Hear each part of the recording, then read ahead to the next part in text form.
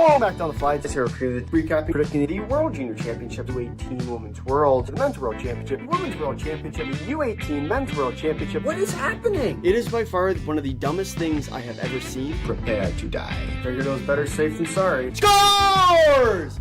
Nathan McKinnon scores for Canada. Your home for international hockey. This is On the Fly. And hello everyone and welcome back to On the Fly, your home for international hockey.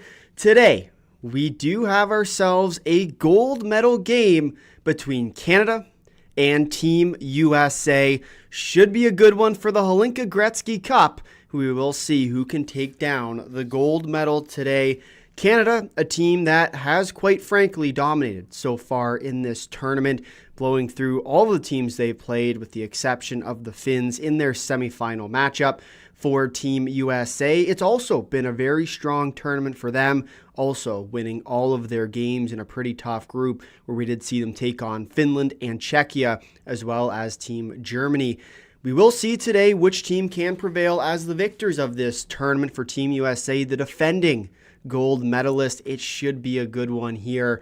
For Canada, we will see if they can return to the promised land after what was a disappointing last year, losing to Team USA. You think about all of the recent history at this tournament, at the IIHF for Team Canada. This is the game that they have had circled. They want to win against Team USA more than many other teams would. A team that has absolutely dominated them across all of the IIHF tournaments. The World Juniors, they did not play. The men's under 18s, they did not play. Every other tournament, they have had their run-ins with them. The women's under 18s, the U.S. beat them for gold. At both Olympic Games, the U.S. beat Canada for gold.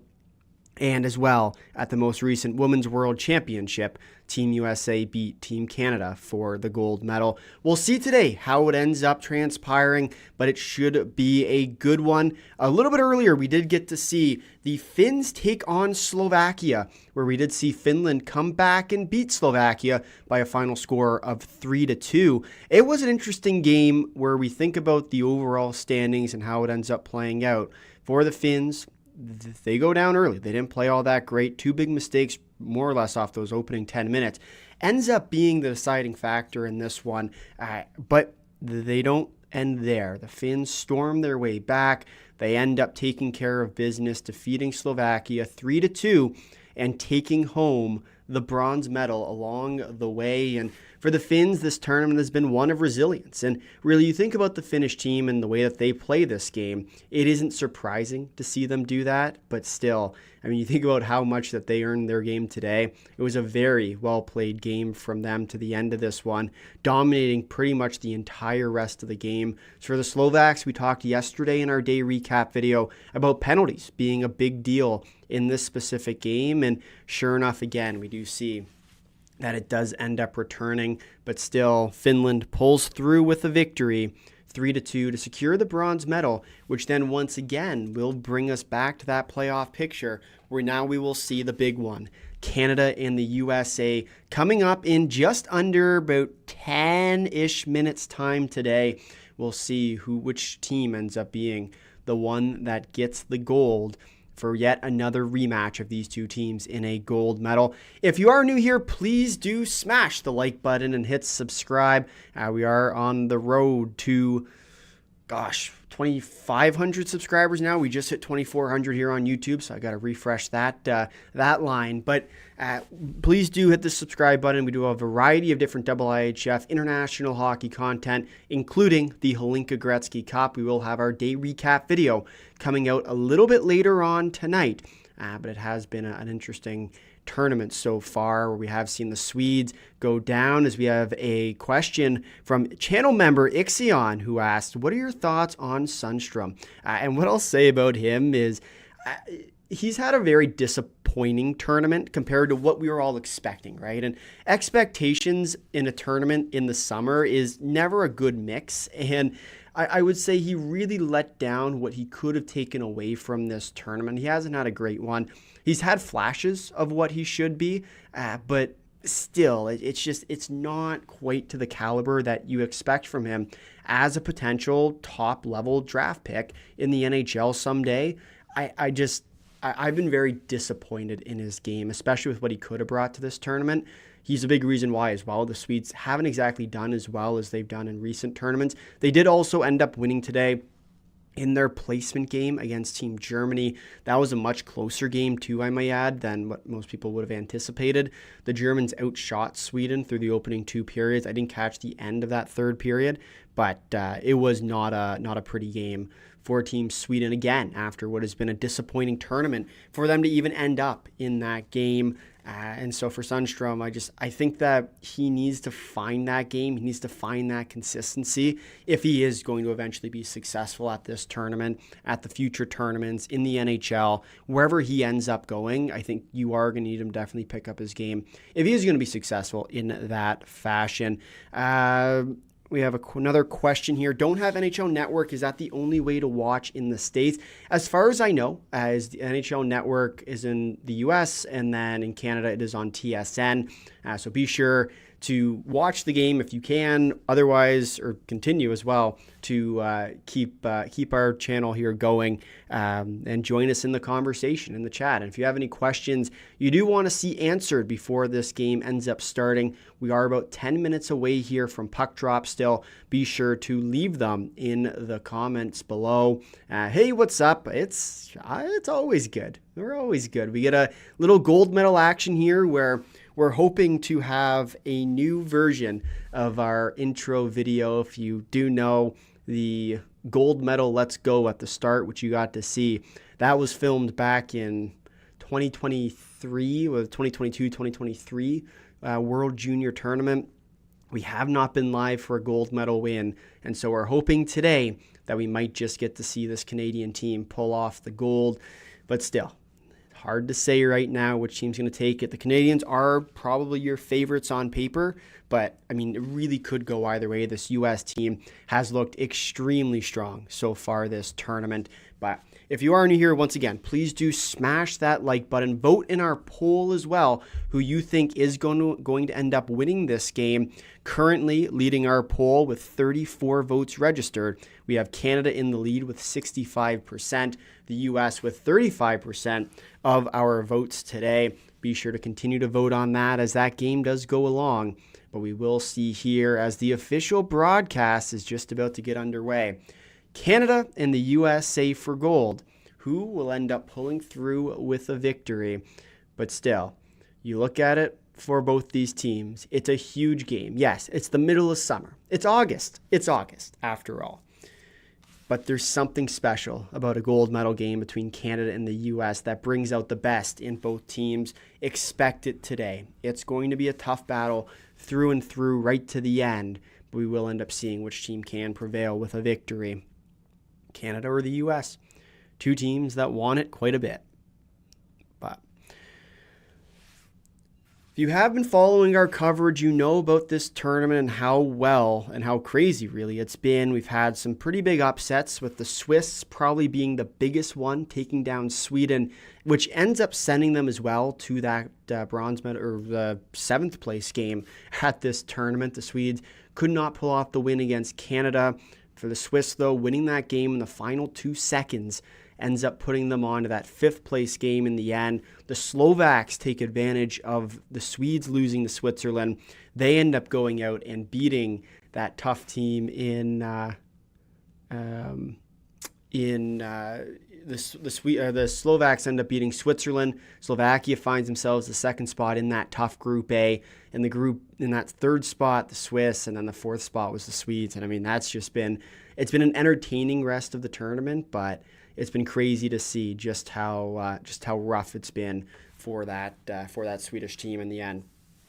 Here we go. Okay, we got a few questions we should get through here. No matter the outcome, the World Junior Summer Showcase and this tournament helped bridge the off-season gap quite nicely. It really has, and it's great to see kind of summer hockey. And once again, as someone that's been covering these tournaments, we just covered and wrapped up our coverage for the World Junior Summer Showcase. It wasn't it wasn't a great tournament to watch as far as the quality of game went, but still, it's international hockey. These two teams, or any teams that play, want to win and want to do it for their country. And so you see, thank you very much for subscribing.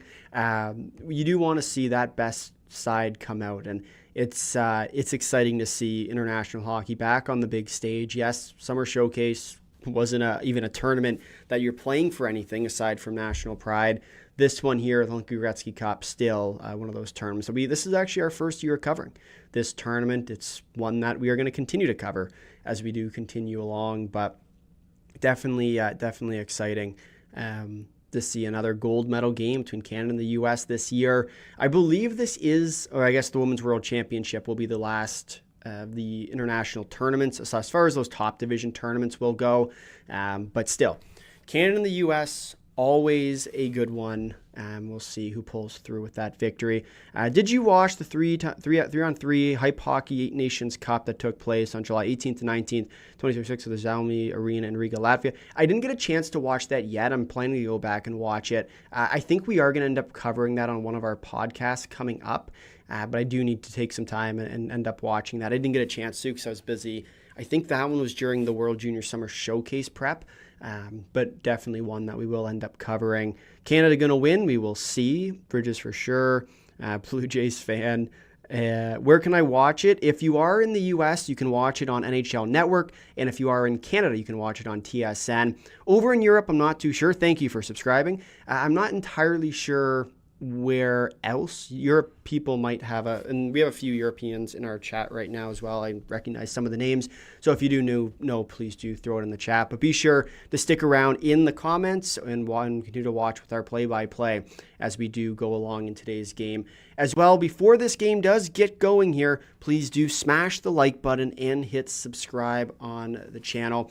Does help it out, does help our channel out a ton, and so definitely do hit that like and subscribe. Help get the stream out to more people where you can watch the Canadian lose his mind for another 2.5 hours here for another Canada-US gold medal game. The last Canada-US gold medal game we were live here on the channel for was the Women's Olympic Tournament.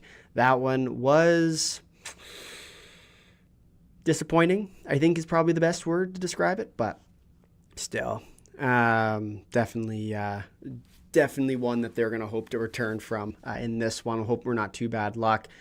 Ryland Hansen, 3-2 overtime Canada. Interesting choice. I think what did we end up taking yesterday? I think we took, I want to say it might have been 4-3 Canada in overtime, I believe. But I can't remember the exact score we took in our recap. You always want to try and keep your same predictions, but obviously they change day to day. So our final predictions for this game is going to be 4-3 Canada in overtime. I think you look at these two teams, the offensive dynamite they have, it's going to be so exciting to watch, and we will see here who ends up pulling through. I'm curious to see, as we are actually checking this now in live time, what the U.S. roster lineup is for today, if there's any changes to their roster from their last game. I believe Caden Tate will be in net tonight for the U.S., but I don't believe there are any other changes to this team other than him. Yeah, so there are no changes to the U.S. roster from their semifinal matchup against Slovakia. They will continue it along from their semifinal round, and there are no changes to their current roster into this gold medal game. For Canada, I think there's one. I think Kuhlman was the only other change. Leif Oaten will once again get the start for the Canadian team. He will be going on back-to-back gold medal or back-to-back games for this Canadian team, and we'll see if that becomes an issue later on in the game, especially for Oaten. Got both TSN. Europe, you have to pirate. Probably makes sense. Can't wait for that cover video, especially with how good Latvia has been. Want to hear your thoughts on the team. Latvia is always a competitive team. That's one of the things I really like about covering them, and part of the beauty about being a Canadian is I also don't really like covering Latvia, because typically when you go and cover Latvia, it's normally me screaming at a camera for who knows how long. So we'll see today if Canada will end up being nice to us or if it's going to be another day of screaming in our day recap. We are just moments away from puck drop here between Canada and the USA for the gold medal game. Be sure to smash the like button, hit subscribe, vote in our poll who you think are going to win, and hit the notification bell so you are notified when we do go live here on the channel. We do check in very quickly before puck drop on our poll. 55 votes registered, 56 votes registered, 57 votes you guys are killing me here. 58 votes registered, 59% of the votes do go to Canada, 41% for Team USA. We are just moments away here from puck drop, and we will see who will win the Hlinka Gretzky Cup this 2026 season. Will it be the Canadians returning to the promised land after a disappointing last year, or will it be the back-to-back gold medalist Team USA? Puck drop is moments away. Colin Grubb lines up here against Caden Schroeder in the face-off dot. The identity line for both teams. And the opening face-off draw has been dropped. We are underway for gold medal action from the Hlinka Gretzky Cup as the puck is played deep into the Canadian end. And here comes Canada back up the other way. Wycisk passes it off to Schroeder. He'll dump it down deep. The U.S. picks up the puck. Feeds it around. Throws it back up to the point. Shot from long distance. Rebound chance. Covered up there by Tate. A good opening save from Caden Tate. And a little bit of rough stuff after the whistle. Feels like a Canada-US game already. Unsurprisingly, too, I may add. Hope Canada wins today. Canada's one of my favorite all-time countries. I hope Canada wins, too. In a non-biased way, we'll try and give our unbiased reaction, but we know that by the third period rolls around, it's very much not. As I think Malik just went face first into the boards. He's being looked after now, and he tried and hit Sung. And we went straight head first into the boards, shaken up on that play, getting tended to on the bench.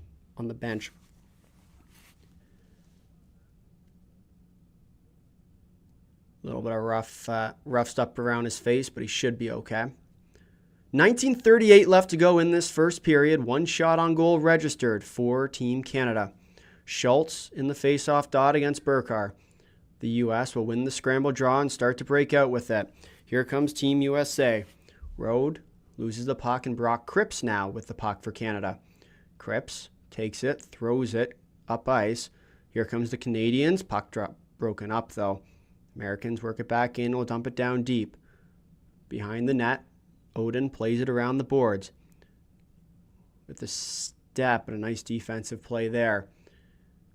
Tough going through the opening minute here. Both teams playing a strong neutral zone trap right now. Unable to get much going. And the puck will go deep into the Canadian end. Collected behind the net. And a turnover, but it picks right back up from the Canadians. Cripps with it now. Walk it behind the net. Shifts it up to his forward. He'll fling it down. But broken up again in the neutral zone. Tripped up. Pugh now with it for Canada. Pugh drops it off. Shot. Scores! Brock England scores for Canada to make it 1-0. And Canada takes the lead in the gold medal game. Brock England gets on the board. And a surprising start to this one as Canada will hop out in front. Pugh drops it off to England, and England snipes it home over the glove of Tate. A red-hot start for this Canadian team on home ice. And they will be happy with that. Canada 1, USA 0. It's Brock England with the game's opening goal for Canada.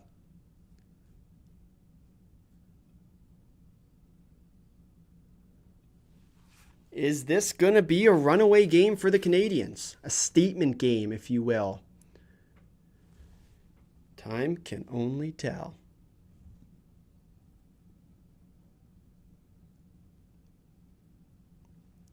Passes it around. Sung now with it. Tries to work it up. Gets pinned up along the boards. Puck gets tipped up and out of play. 18-18 left to go in this first period. Canada now leads by a goal, all thanks to Brock England.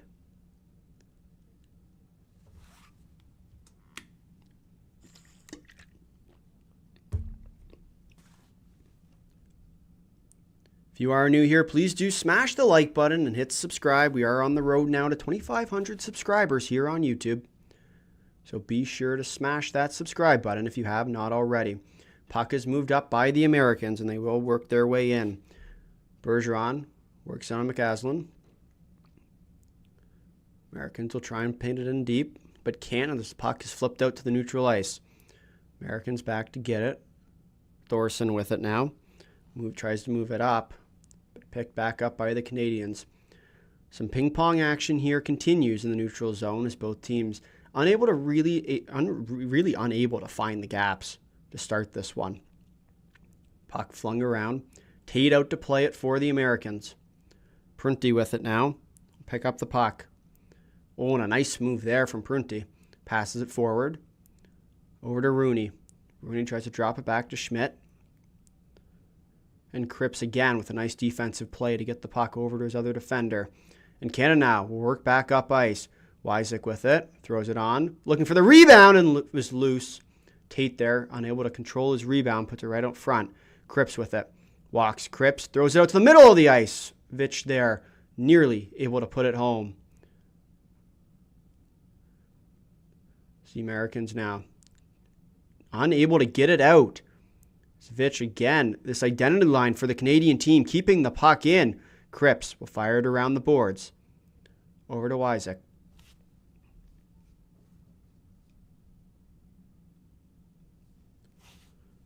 Cripps with it along the half wall, loses it, and the Americans will pick it back up, rim it around the boards. But the Canadians, first on it again. Been a storyline of this game so far for this American team, unable to get it out of their own end, shot from distance. Covered up there by Caden Tate.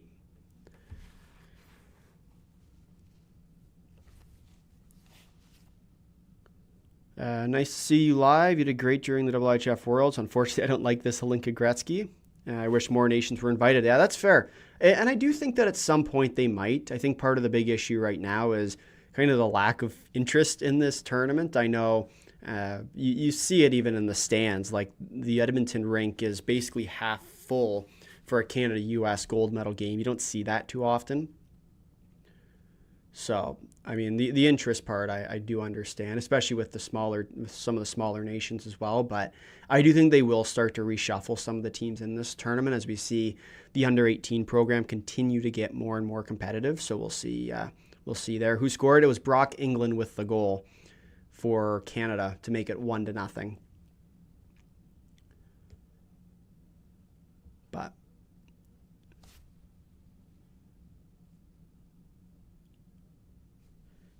yeah, we will see here. Canada with the early lead. Hopefully they can hold on to this game. I mean, it hasn't exactly been a great year for Canadian international hockey fans. So hopefully they can end it here on a bit of a high with the Women's World as well coming up in November, which, I mean, you can consider that to be the next cycle too. I know some people do. I personally do, but I consider this tournament as well to be part of the next year as well. But Joey Cullen now works in. Joey Cullen with a nice move. Cullen throws on the brakes, takes it, throws it back up high. Comboy there, throws it down low. Cullen tries to work it over. Cullen throws it out front looking for Conboy. Cannot hit him though. England now with it again. England over to Edgar. Edgar throws on the brakes. Edgar tries to flip back, go back up to the point. It's broken up there at the top. And the U.S. will try and fire it down. Goes back into neutral ice. Canada back to get it. That puck flipped down. Will go the length of the ice for icing here. 15-13 left to go. Canada does lead by 1-0. Your shots on goal through the opening 4:47 is 4-0 in favor of Team Canada.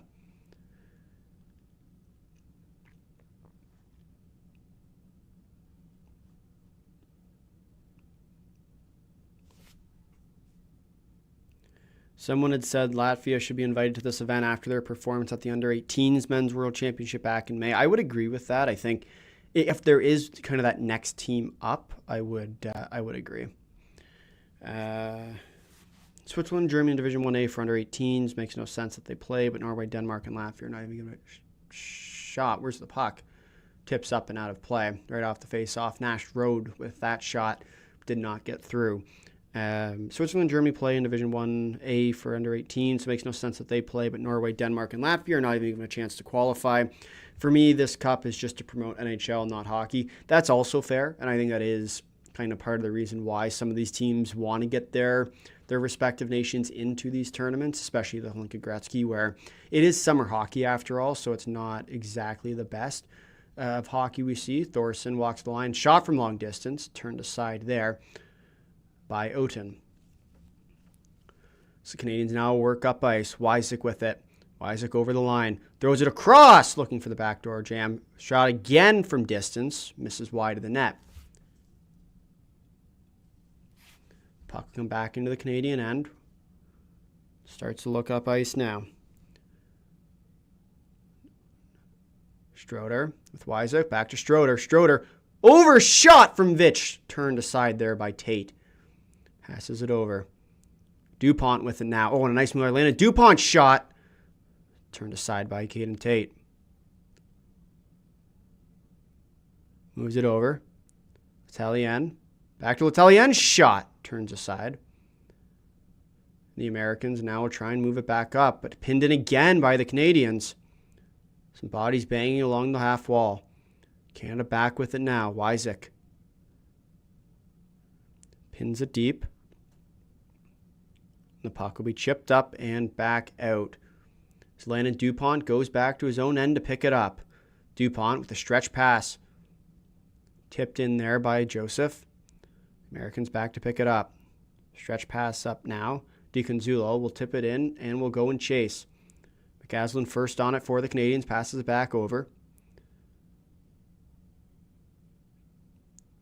Picks it back up. McCaslin now. Works over the blue line. Passes over Joseph. Drops it back, but gets his pocket picked. DiConzulo comes in and will just fire it down the ice. Henderson gets pinned in deep. Stick comes up there. Joseph gets his pocket picked in front! But Oaten able to turn it away. Bad turnover there by Joseph. It has not been a good good start for this game for him. Hasn't been a good tournament for him, to be honest. Yeah, Alexei Joseph has not lived up to his expectation. We talked about Milan Sundstrom earlier. Alexei Joseph's another one who's just had a really poor tournament, pretty much the entirety of it. It's going to be delayed offside. Canada does not end up touching the puck. The U.S. works back in. Joey Cullen. Flip it down deep. What a nice move there. When Comboy lays out the Canadian defender, Warren shifts it up ice now. Works over the line. Shot from distance. Moves it around. Canada was going for a skate. Over to DuPont. Slides it over. Back up to the point. DuPont with it for Canada now. Gets his pocket picked. And back away come the U.S. Convoy. Shot. Good glove save there by Leif Oaten. Canada remains in the lead with exactly 12 minutes left to play in this first period. As we will head to a commercial break, which is a very good time to remind everyone to please smash the like button if you have not already, and hit subscribe as well. Go vote in our poll. We have now updated here at 96 votes registered, 66% of the vote say that Canada will take the lead, or Canada will end up winning this. 34% say Team USA will end up winning. Let me know down in the comments, as we do have this little intermission, or this little commercial break here, not intermission break, who your next goal scorers are going to be, who you think will end up scoring that next goal for either Canada or the US. Who might it be player-wise? As far as my best guess, I'm going to go I'm going to go with red hot Ethan Sung here from the Americans. And then from Canada, I'll go with Liam Pugh from Canada. Both those guys have been red hot all tournaments, so I feel like they're going to continue. The senior tournaments are solid. 16 teams is a good format. I like the IHF run tournaments for divisions for that reason. To your point about how hand-picked tournaments, not really fond. Promotion relegation is indeed underrated. I would agree, actually. I do like the concept of it for these IHF tournaments, especially at the top division, because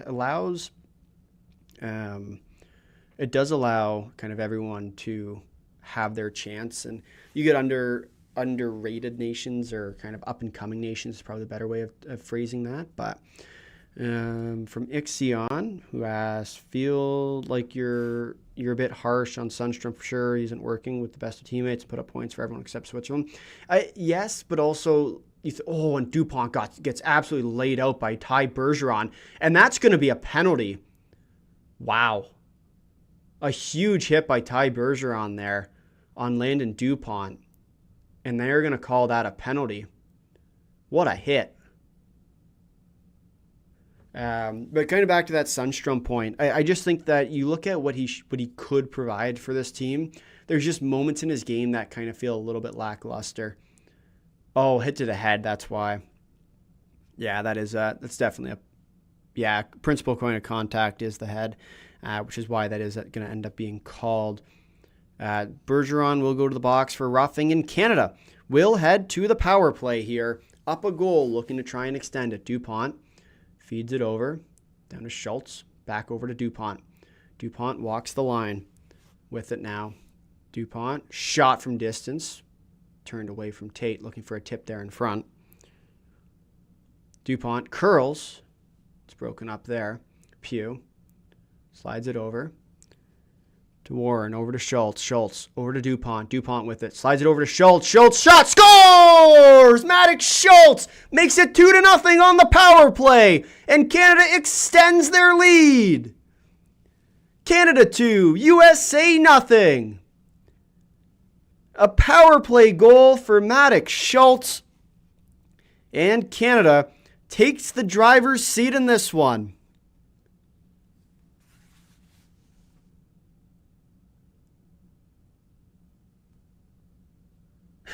They're showing Corville chirping away at DuPont there on the bench.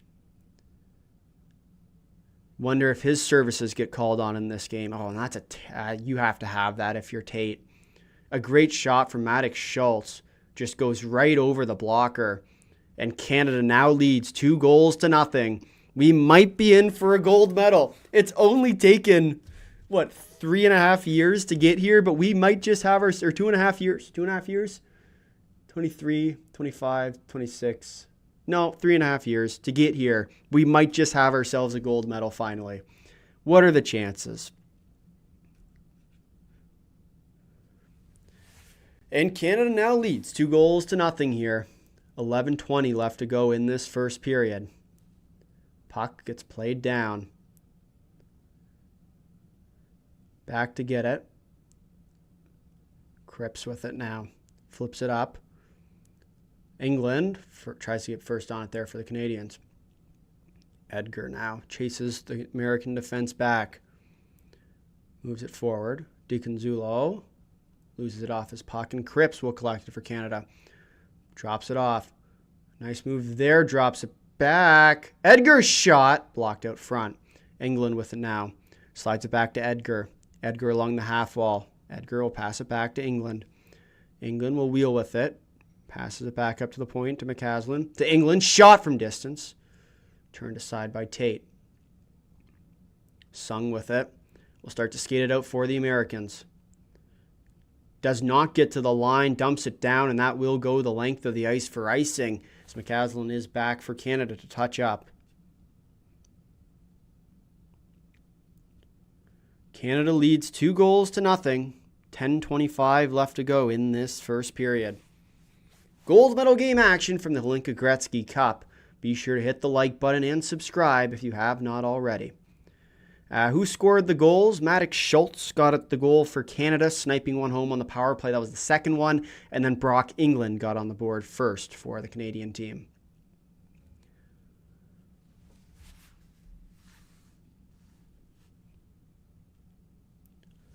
The U.S. looking to go back-to-back at this tournament. Remember back to last year, they did take home the gold medal, beating Team Canada in the semis in a shootout to get themselves onto that gold medal game. For Canada, after last year's disappointment, looking to try and return to the gold medal spot after what was a dominant run before then. We'll see if this is the year for them to do it. DuPont back up to the point, takes it over, Cripps back to DuPont, shot from distance. Tate able to make the stop. Prunty now for the Americans will wheel it up ice. Prunty gets taken down, and that is going to be a penalty. Veitch takes down Prunty as he tries to make a dash for the goal. 10:04 left to go, and an undisciplined penalty from the Canadians will send Team USA onto their first power play of the game, where they will look to try and bring themselves within a goal.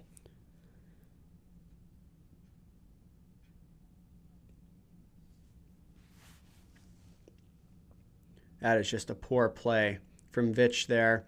Takes out the skates of Prunty. And Team USA will head to the power play. Veitch to the box for interference. Manella moves it over to Cullen. Cullen walks down with it. Looks down low. Passes it over. Looks to the backdoor feed. Cannot find that through.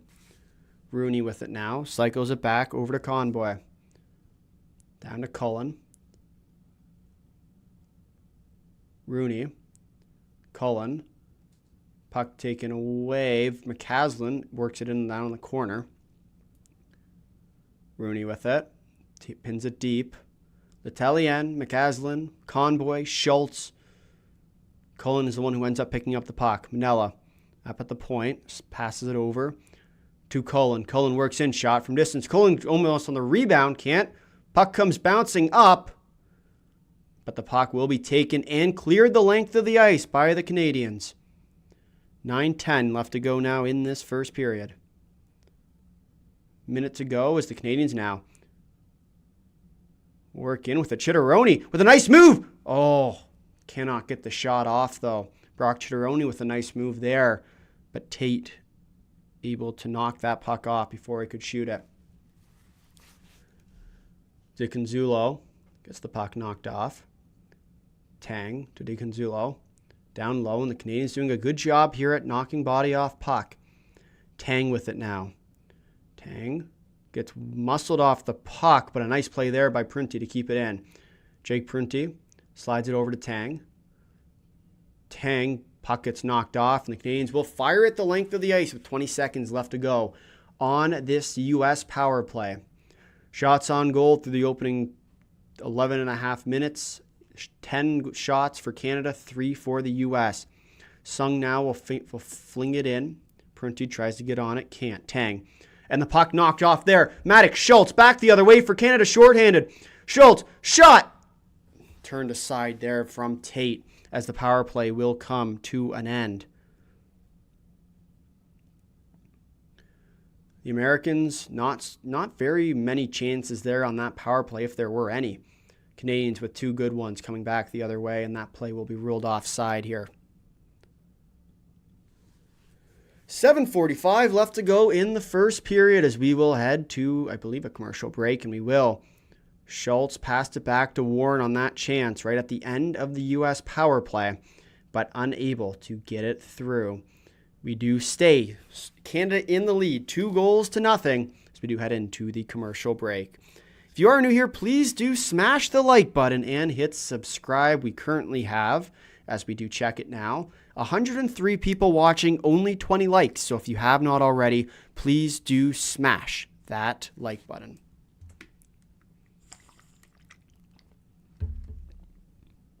And subscribe too.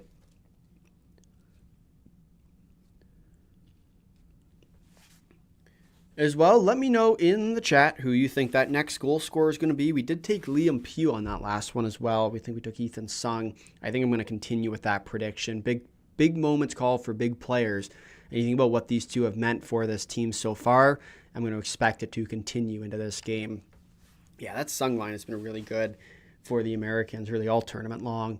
You look at, and I always like to say this, especially for people that kind of come to this channel for NHL draft coverage, and there are a few, obviously, with the World Junior Tournament is one big one, and then the under 18s is the other kind of main one that we've covered over the last few years.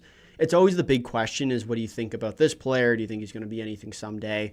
And it's always interesting to see the difference between kind of projectability, which is part of the question that ends up getting asked, and then the player's skill right now. And some of the best players that we've seen at these IIHF tournaments aren't exactly the players you would expect to be that next high caliber player, right? And projectability is a big thing. Size is another that you look at. And yes, there's certain players, like you think last year, McKenna, Stenberg, Bjork as well, were all high-level picks, but they were also very strong players.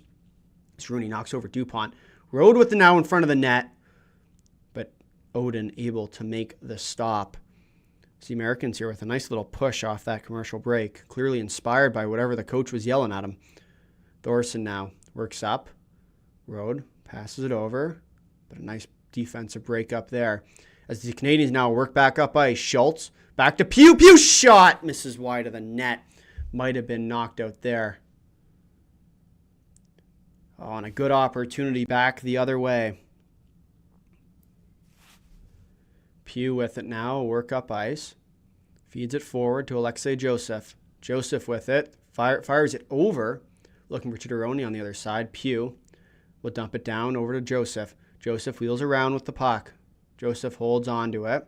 Slides it back, shot from distance. Takes it and shot Harvey there. But a good stop by Tate in tight. Boarded in there. The Canadians with some good forecheck knocks the puck off. McCaslin slides it over his defense partner. Will fling it around. Chidoroni behind the net. Feeds it off to Joseph.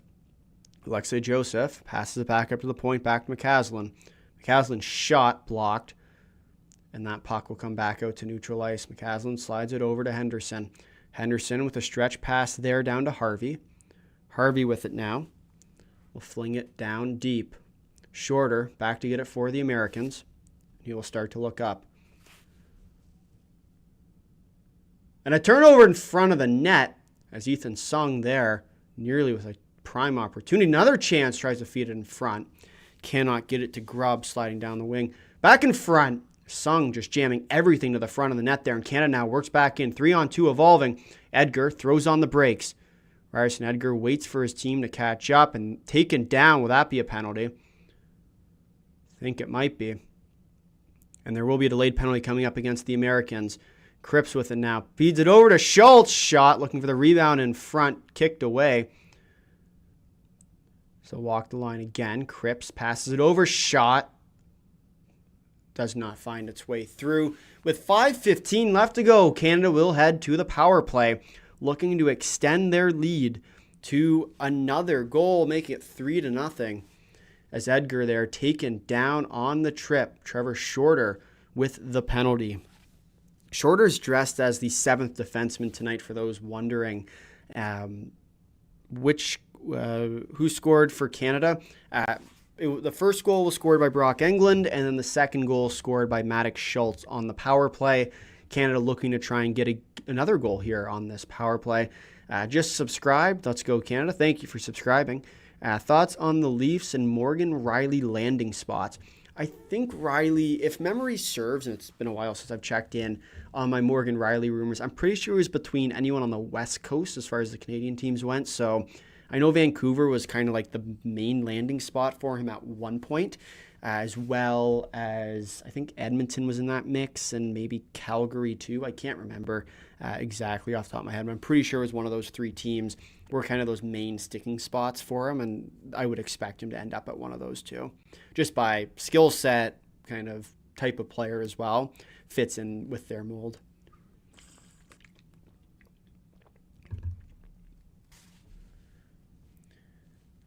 As the 6'7" Trevor Shorter will head to the penalty box here, Canada will go on another power play. Alexei Joseph will be on this power play for the Canadians. I'm not sure if he was on that first one. Schultz, Warren, Joseph, DuPont, and I would assume Pugh is the other one. Burcar in the faceoff dot for the Americans. Faceoff one there. Feeds it over. Down to Pugh. Pugh with it now. Works in. Pugh throws on the brakes. Turns it back. Spins it. Over to Schultz. Schultz back up to DuPont. DuPont shot. Block shot there by Burcar. Joseph feeds it back around the boards. Up to Pugh at the point. Pugh walks in. Nice move there. Pugh holds it. Goes behind the net. Pugh back along the half wall. Up to Schultz. Schultz over to DuPont. DuPont with it. Back over to Schultz. Does not connect. Schultz with the puck. Loses it, and the puck will be flung down the length of the ice. 5-2 Canada and 6-1 Canada are score predictions in our chat. Cripps now. Loses the puck, but gets it right back. Here come the Canadians. Englund with it now. Passes back to Edgar.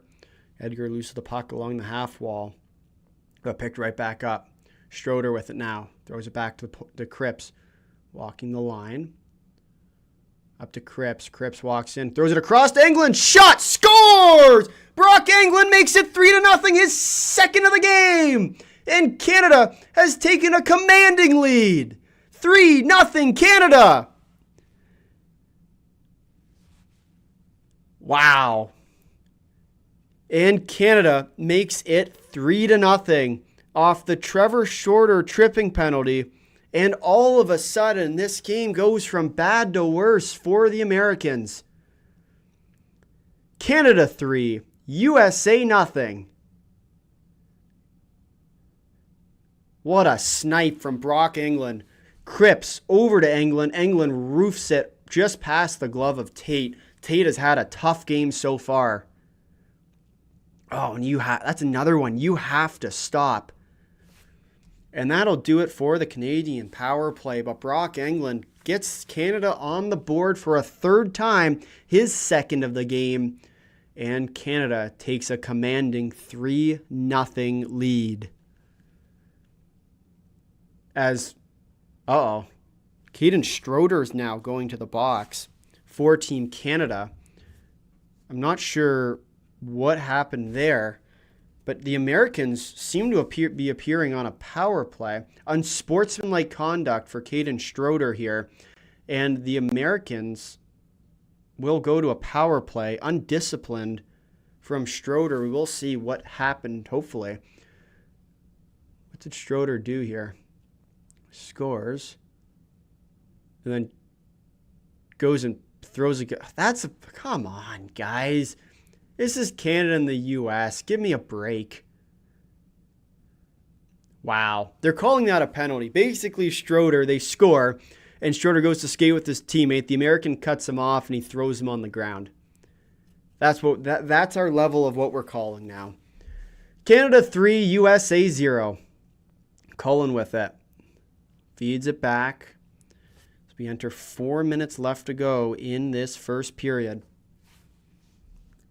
Americans working. That might have been offside. Burcar. Cullen try and get it down low. Manella pinches along the boards. We'll get it back here. The U.S. will set up in the offensive zone. Manella shot from distance. Oaten, though, able to track that one through as it missed the net wide. Puck flung over the bench, and it will be face off, I assume, in the neutral end. 3:31 left to go in this first period. Canada outshooting the U.S. 14-4, but the U.S. is on the power play. If you are new here, please do smash the like button and hit subscribe as well. Go vote in our poll who you think will pull through with the victory today. Currently leading that poll, I don't think I can actually see it, can I? I guess I can't see it. I'm not sure who's leading. Anyway. Prunty with it now. Over to DiConzulo. Over to Tang. To Tate behind the net. Tang with it.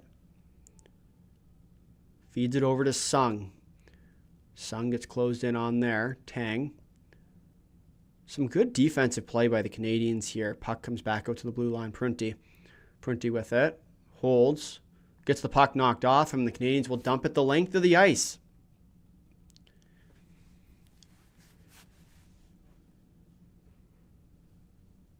Guys, enjoy your stream, enjoy your game. I need to get to bed. Good night from Norway. Well, thank you for tuning in today. And yeah, thanks for coming. Hope to see you again. Hope to see you again soon. Maybe in our day recap later on tonight. Schultz now with it. Works up ice. 2-on-2 emerging. Shorthanded for the Canadians. Schultz with a nice move there. Schultz tries this low-angle shot. Misses over the net. As Cullen now will skate onto it. Cullen all alone without any reinforcements. We'll just flip it in, and the Canadians will pick it up. McCaslin back for Canada, and there will be a penalty upcoming, a high sticking call. This one will go against Canada, and we will go to a very brief 5-on-3 power play. And for those wondering, you can see the little power play marker. I have all the different scenarios, 5-on-3 power play as well for Canada. I didn't make one for the U.S. today, and now I am regretting that. But it will be only for 13 seconds. Is that slash? Is that what we're calling there? Oh, there's a high stick. Ooh, got him square in the chin. But we did not make a 5-on-3 for the U.S., so I do apologize for the very short graphics mix-up there. USA to the 2-man advantage. Down 3 goals. We'll see if they can find an equalizer here. Burcar wins it back to Manila. Manila slides it over. Burcar over to Manila. Shot from distance. Looking for a tip in front. Does not get it. That will do it for the 5-on-3. Cullen. Passes it over to Burcar. Burcar having trouble collecting the puck right now. Manila passes it over to Cullen. Canada's stick's getting really high here. Cullen passes it over. Over to Manila back at the point. Manila with it. Passes it over. Cullen across. Burcar shot. Rings off the post. Good opportunity there. Manila back over to Burcar. Shot. Rebound. Scores. And the U.S. gets themselves back within 2. Gunnar Conboy with the goal. Knocking it in through the legs. And Canada might have just got another penalty there. Gunnar Conboy taps it in. Oaten comes sliding across. And it will be... Oh, and it just ekes out, but Conboy able to tap it in. Gunnar Conboy, 3-1 on the power play. And this is really what we've seen all turn. We'll talk more about this in the intermission, but just about how... just ekes out. For Canada, it's kind of been this whole thing all tournament. Not sure who got that goal actually now, but Conboy was there on that backside. There's 1:37 left to go now in the first period. And the power play is also done for the Canadians. Or for the Americans, rather. Sung moves it up to the neutral zone. Puck flung down deep. Tate, rim it around. And on it comes Schultz with some pressure there on Mindman. Schultz with it now. Up to the point to Tate. Back over to Schultz. Schultz shot. Covered up there by other Tate. 15-5 your shots through a minute with 1:12 left to go in the first period. Canada leads 3-1. I would say Vancouver's going to love DuPont, but let's be real, they're going to place last and also miss one overall. 100% they are. 100%.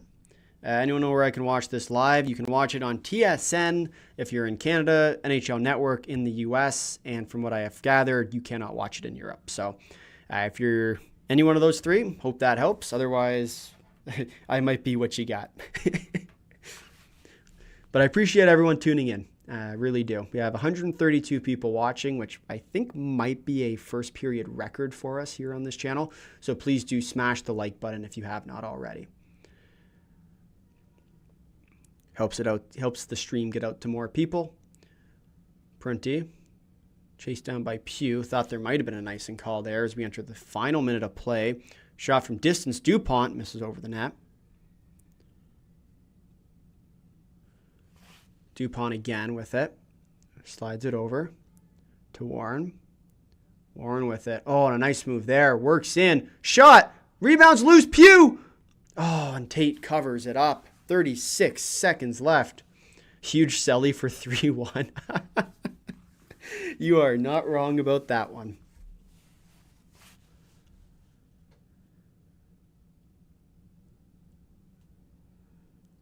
It's Warren there. Cameron Warren for Canada. Nice move. But a nice stop there from Tate. 36.2 seconds left to go in this first period. Canada still leads 3-1. England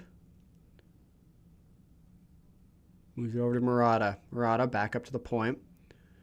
To L'Italien, who had a weird collision right off the opening face-off really of the game. Edgar slides it over. L'Italien shot. Blocks up high.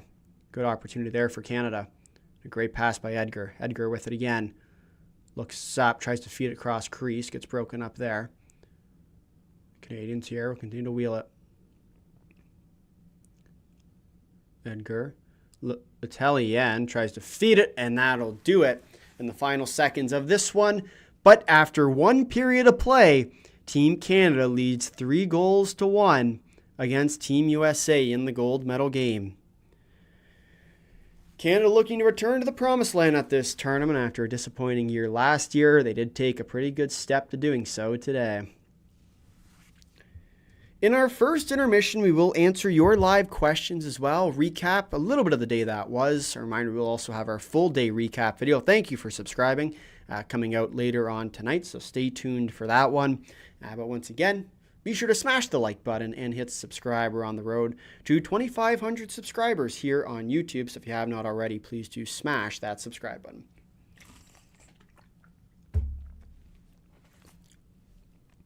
As well, I don't know if we lost our poll. I'm trying to find this thing. I cannot find it for the life of me, so I'm not sure if that disappeared too. Oh, there it is. 171 votes registered in our poll. 71% say Canada will win, and 29% say Team USA will end up pulling through with the victory. We will see today who ends up pulling through. But you look at this game so far for the Canadians. Obviously, whenever you can hop out to a lead like they did, it's always a good start, right? And I mean, you get out to an early lead, that's one thing. The way they're playing is just absolutely dominant hockey. Yes, you allow a team back in. Power plays or penalties you don't want to take, especially against a team like the U.S., who is so strong offensively. You have to be careful about it. But still, I mean, you find the back of the net 3 times. Their first period has been Canada's strongest period all tournament. This second period, keep an eye out for the U.S., because if the U.S. can find their game, that's when we're going to see this one kind of open up a little bit. But not the only game that happened today, Canada and the U.S. We did also see Finland take on Slovakia a little bit earlier. This was a game that started red hot. Thank you for subscribing. It started red hot for Team Slovakia, scoring, I think it was 12 seconds in. Might have been 17. One of the games was 17. The other one was 12. Sweden played as well later on today. Who scored in that Canada game? England has 2. Malik Schultz scored. And then for the U.S., it was, I believe, Gunnar Conboy just scored. Should probably mark that down, as I forgot to mark it for that one. But those have been your goal scorers in our game. And then Slovakia and Finland game, just a great start for the Slovaks. They scored another one shortly after that. And then from there, the Finns, we kind of saw find their game again. It took them a little bit to get there, but they did play a much better game towards the end and kind of the back half of that first period into the second and third, where we really saw them take back control of that game. For the Finns, this has been a tournament that, I mean, they were fairly happy with, I'd say.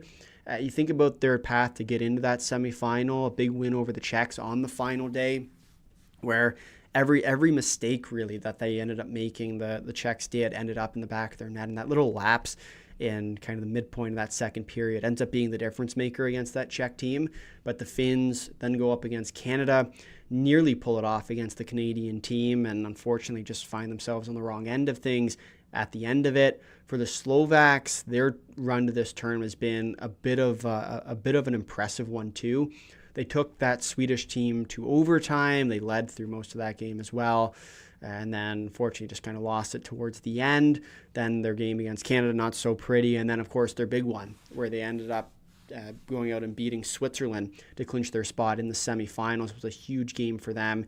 And I mean, you think about their path from there, their game against the U.S., it was their game against the U.S., and I mean, you weren't really expecting them to do all that much, but still good to see them kind of put forth an impressive effort in that game. And then the one against Finland today, start red hot, unfortunately just fall short in the end, and ends up being that difference maker. And unfortunately for them, kind of the wrong side of things. They would absolutely have loved to be on the right side of the score line today and find themselves in that bronze medal spot, but will not happen at the end of this tournament for them.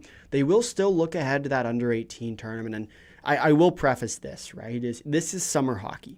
And what you see now and what you see at the under 18s in April are going to be two very different teams, two similar made teams. The rosters will likely be mostly of the same players, but two very different teams we will see. And that to me is exciting, because as much as, yes, it's going to be a much more competitive tournament than what we're used to, and we talked about it the last under 18s. We did our preview and prediction. We basically started with, look, this age group in particular is one of the most unpredictable age groups to try and guess. And I always like to do those prediction videos because it shows that, I mean, what should happen versus what actually happens are two very different things. And this year we did take Canada and the U.S. right. We had them to win all their games. I didn't have the U.S. going to the gold. I had them losing to the Swedes, who ends up coming in 7th place at this tournament. But both second place teams in the groups didn't have them. I had the Swiss, I believe, I had the Swedes on the one side in Group A, and on the other side I had the Czechs. All comes down to a few mistakes, a few goals, and that's kind of the beauty of this age group in particular. Is it's not like the senior level, because the senior level is, you see teams be able to kind of stifle momentum, but the under 18s it's all momentum based, right? And if you see the tumbling snowball go, we saw it in this period too, I might add. Canada had that ball rolling, and then they took a penalty, then they took another penalty, then the U.S. score. And we'll see going into this second period if that continues, but the U18s in particular, we see that momentum be kind of amplified in a way. And I mean, I don't want to say for certain that this is going to be the difference in this game, that all of a sudden they're going to come back and completely upset Canada in this one. I'm not saying that the U.S. is going to do that, but you are going to see a pretty big push here from the U.S. in this second period. Canada's second periods have been the worst across really all the teams. Their game against the Finns, as I'm just pulling it up now, I can't remember if they ended up losing that second period. So they tied in the second. Canada and the Finland did 1-1. The game against the Swedes, they lost that second period 2-0. The game against the Slovaks, they technically won that period 1-0. That was a pretty close one too. And then I guess against the Swiss as well, they didn't also end up winning it 1-0. But the way that they play has always been significantly worse in the second period. And so for Canada, you're going to go up against a U.S. team that, if you make the kind of mistakes and you allow the momentum to go through, it's going to burn you. It's going to burn you at some point. And we've done enough of these live streams now. We've done enough of these day recaps across all of the Canadian tournaments to know that Canada has trouble playing a full 60 when you start to get in your head that we're going to go goal scoring, we're going to go highlight reel munching. That's where we see a team like Canada really start to struggle. And I don't know, it'll be interesting. I'm excited for this one in particular. I think we're going to get to see a dogfight right to the end. I think this U.S. team is going to come back, and then we're going to see this Canadian team pull through with the 4-3 overtime victory like we had predicted at the start of this one. But if you have not already, please do let me know your score predictions, half or period through a third of the way through this game, who you think will end up taking it. The other game that we will actually talk about now, I guess, is that Sweden and Germany game. And it just wrapped up kind of about 30 minutes before this one started, I believe. It was close enough in the process that I didn't get to watch that last period of it. But you look at this game for the Swedes, and this one was one that they are not going to be happy with coming away from. Their first period, they led 2-1 on the scoreboard walking away from it, but they were dominated in that shot count. They got outshot 16-7 through the opening frame, and a power play goal for the Germans kind of halfway through that period, turns the tide, and then the Germans are really walking all over them. Carried into the second, where, quality of chance is one thing, the opportunity is the other. And then, the German team just walked right through, scored a goal as well in that period. And from there, 2-2 game going into the third, Germany outshooting Sweden 28-19. And then the third period rolls around, and, the Swedes just absolutely dominate it. 14-3 are your shots in favor of the Swedes. They score 2 goals, one of which on the power play, one of them with about 3 minutes left. I don't believe that was an empty net one either. And from there, the Swedes do end up finishing 7th overall at this tournament, which, I guess is good for them, right? And you think about this tournament, the craziness of it all. Sweden loses 1 game. In fact, they let in 1 goal. We'll frame it as 1 goal at this tournament. It ends up being the reason why they don't make it on, which is crazy to think about if you really think it through. But it goes to show that you have to play every minute of every game, every second, every 2 seconds as well, if you want to go far in these tournaments. And unfortunately for that Swedish team, they let in that goal against the Swiss. They don't play well defensively in that game. They lose 7-6. And it ends up being part of the reason why they end up losing. Who scored for the U.S.? It was Gunnar Conboy was for the U.S. Brock England has 2 goals as well. Malik Schultz has the other goal for the Canadians. What do you think about how Slovakia did in the bronze medal game? I'm very disappointed. We should not have lost after leading 2-0 in a matter of minutes. It was tight only thanks to the goalie. Completely agree. And what I would also add there is for the Slovak team, they need to be able to control a lead better. And what I mean by that is when we saw them go up, and to quote soccer, because I've watched a lot of World Cup of soccer stuff over the last little while, 6-7. I've watched a lot of World Cup football, for our European friends, about kind of parking the bus. And that's what the Slovaks did in this game is they basically just accepted, look, we're not going to score anymore. We're not going to put any pressure. We are literally just going to park the bus. And that works for so long. It works against teams like the Swiss. It works against teams like Germany. It worked against teams like, trying to go else at this tournament, it wouldn't work against the Finns. The Czechs, maybe it might work against. It only works for so long until you meet an opponent that can actually meet the ability to score.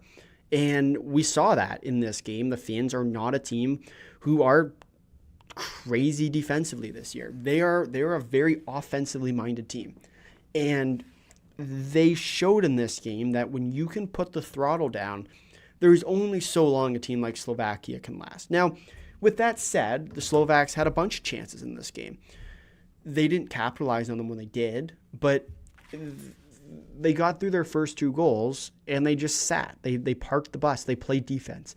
And you can only do that for so long against a team like Finland before they just run right through you. And eventually they did, scoring 3 unanswered. But for this team, they have been very reliant upon their goaltending, and that's part of their tactics too. And you think, and I'd add as well, and we talk quite a bit about the trap-style defense on this channel. We talk extensively about that with a team like Latvia is another one, who, if we're going to do comparisons, Slovaks in that game played a lot like Latvia does, where they get their goal and then they just park it. And they're relied upon their goaltending in the perspective that they need to be. And it's part of their tactics, right? They're going to control the middle of the ice. If you rewatch that game against the Finns, they did do a very good job of preventing the Finnish team from getting to the middle of the ice.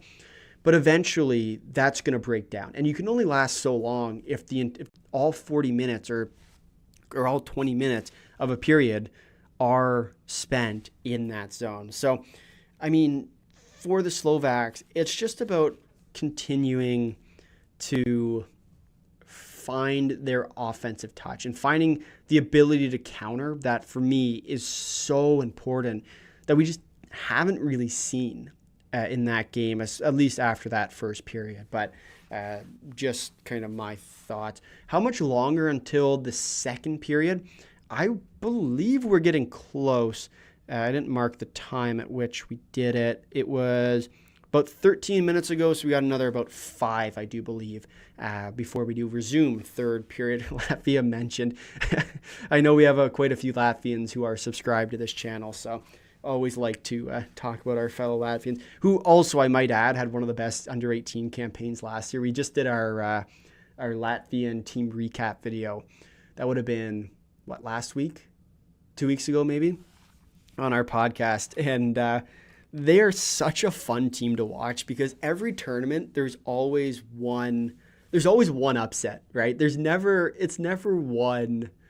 go a tournament without upsetting at least one team.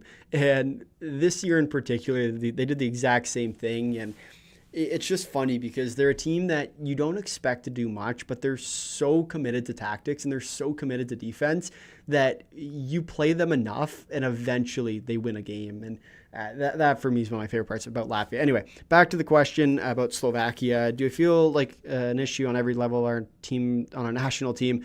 The moment it comes to our, wow, I cannot read right now. True, I feel like it is an issue on every level when it comes to our national team. The moment we are leading a game against a favorite, we do this. We just get scared and completely crumble after. I'd agree. But it's also, it's part of the issue with it is like, if you're Slovakia or if you're Latvia, if you're, there's another team that does it. Norway does it a little bit, who basically sits in that defensive structure for a full game. There's only so long you will last playing defense, but there's also, you're going to, especially early in games, go and play on the offensive side where you might stretch yourself out a little bit.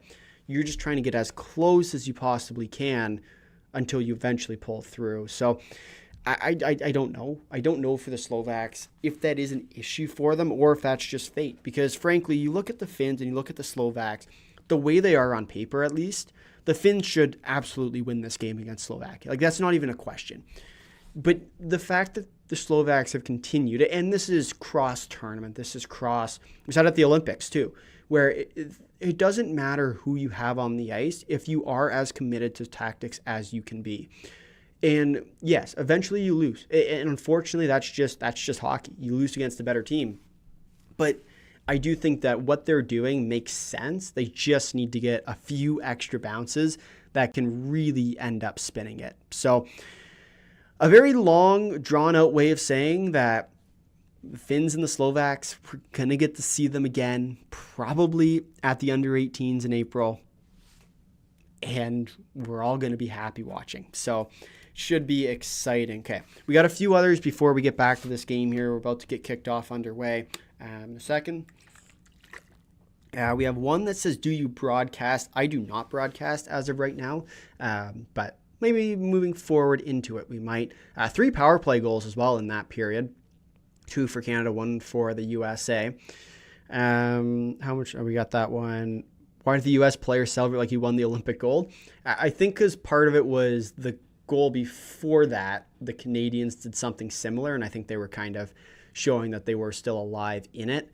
The rookies in the next 2 years, I believe we will win our second medal, silver in 2030. I think Latvia is a lot closer than that. Their under-18s aren't great next year. I don't believe we were looking into that during the U18 campaign, but their under-20 program is going to pull off an upset next year. Next year is it, I think? Not this year. I think it's this year coming up in the year after, where Latvia is legitimately going to pull off. I don't want to call it now because it's so early, but they're going to be they'll be in a medal game in 2028. 2028 World Juniors, they will be in a medal game. It's crazy to think that Latvia never earned their spot in the top division. They only earned it because Russia and Belarus got banned. True, but they've definitely earned. They've shown well that they deserve to be up there. And I think that's more important. Like, there's certain teams that you look and say they probably shouldn't be there, but we are back underway now for second period action in the gold medal game of the Hlinka Gretzky Cup between Canada and Team USA. As Wycisk works down in the corner, Veitch on grub, Americans will move it around. Prunty. Stretch pass up there to Sung. Sung able to get to it. Throws it out front. DiConzulo, though, unable to get it past Oaten. So Wycisk turned over there. Sung able to put it right back into the corner.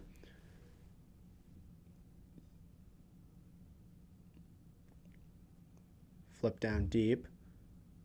Tate will flip it up and in over to his defenseman. Weird play there. So the Americans now work back in.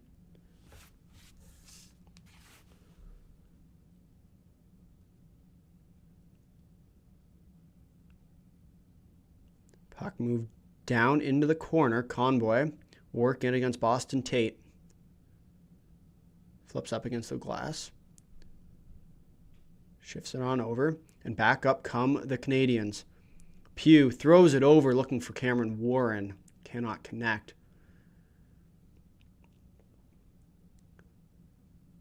Pugh over to Henderson. Henderson will rim it around behind the net for Pugh. Pugh back up to the point. Shot from distance looking for a tip. Does not get it. Cullen able to block that one away. Moves it over to Mindman. Mindman skates up with it for the Americans. Will fling it over across ice. That'll be offside. 18-16 left to go. I meant about the main championship. That is also fair. I think last year, for that men's Worlds, the Latvians did everything that they needed to do. Unfortunately, they just couldn't score in that game against Norway. If they go out and beat Norway, realistically, they could have found themselves in the gold medal game that year. Whether or not they did, time would have told, but I forgot, was Belarus supposed to come up before they got suspended? They were... I can't remember which tournament that was. So they're not coming to the men's Worlds this year. They're going to the men's under 18s. And then, nearly hit the ref there. Didn't. Puck rimmed around. England now again. Brock England's been all over this game. Standout player for sure. Burcar will flip it down. Landon DuPont with the puck now. Will throw on the brakes behind the Canadian net. DuPont passes up there to England. Passes it forward. DuPont again behind his net. Starts to reel it up for the Canadians. Pinches down. A nice pinch there by Prunty. Prunty will flip it up.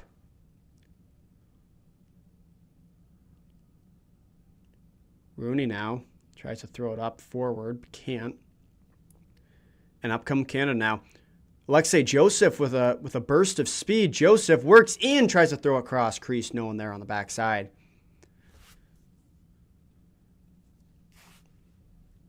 Thorson tries to work it in. Thorson, the defender, caught down low. Chitteroni now for Canada will try to look up. Boston Tate, it's in his skates. Bergeron drops it off. Their shot knocked off the puck.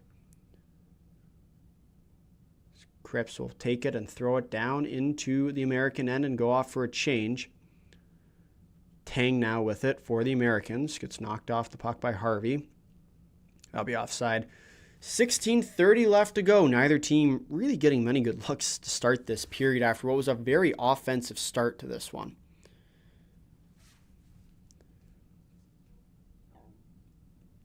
As we check in on our poll, we do have 73% of people saying Canada will end up taking this one. 27% say the U.S. Be sure to go vote on that poll as well. Be sure to hit the like button. We are at 49 likes right now, so be sure to hit it to make it get that number to an even 50. DuPont with it. Throws it forward. Flips it up. Veitch, unable to pick it. Oh, and a turnover there. Comes back the other way. Shot. Stroder tries to feed it back out front. Looking for Wycisk. This identity line for Canada has been tremendous all tournament. They had a great game in their last one. Stroder picks up the puck again. Veitch shot from a low angle. Blocked up top there by Grubb. Wycisk takes it. Throws it out. Shot! Oh, and misses wide of the net. Look at the rebounds chance. Can't find it through. Mindman and Wycisk tie up down low. Veitch walks the line. Shot. Tips up high. Wycisk with it. Drops it back off to DuPont. DuPont wheels. L'Italien with it. Looks up. L'Italien drops it off for DuPont. Landon, DuPont, shimmy, shakes. DuPont shot! And Tate does cover it up. I'm the 50th like. Thank you very much. 15:25 left to go in the second period. 19-5 are the shots on goal. Landon DuPont showing why he will be the number 1 overall pick. And I have enjoyed reading all the back and forth on Twitter this week about where Landon DuPont should be heading. But to be honest, and we'll do, I think we're going to do an article on this, definitely a post on socials about our mock draft for next year. So you can keep an eye out for that one. But Landon DuPont will be our 1-1 because I mean, he's such a, you can just tell he has that it factor. Warren, on a cross-ice feed trying to hit Schultz on the other side. But Pugh with it now. Pugh to Warren. Loses it. Burcar back for the Americans. Flips it up and out.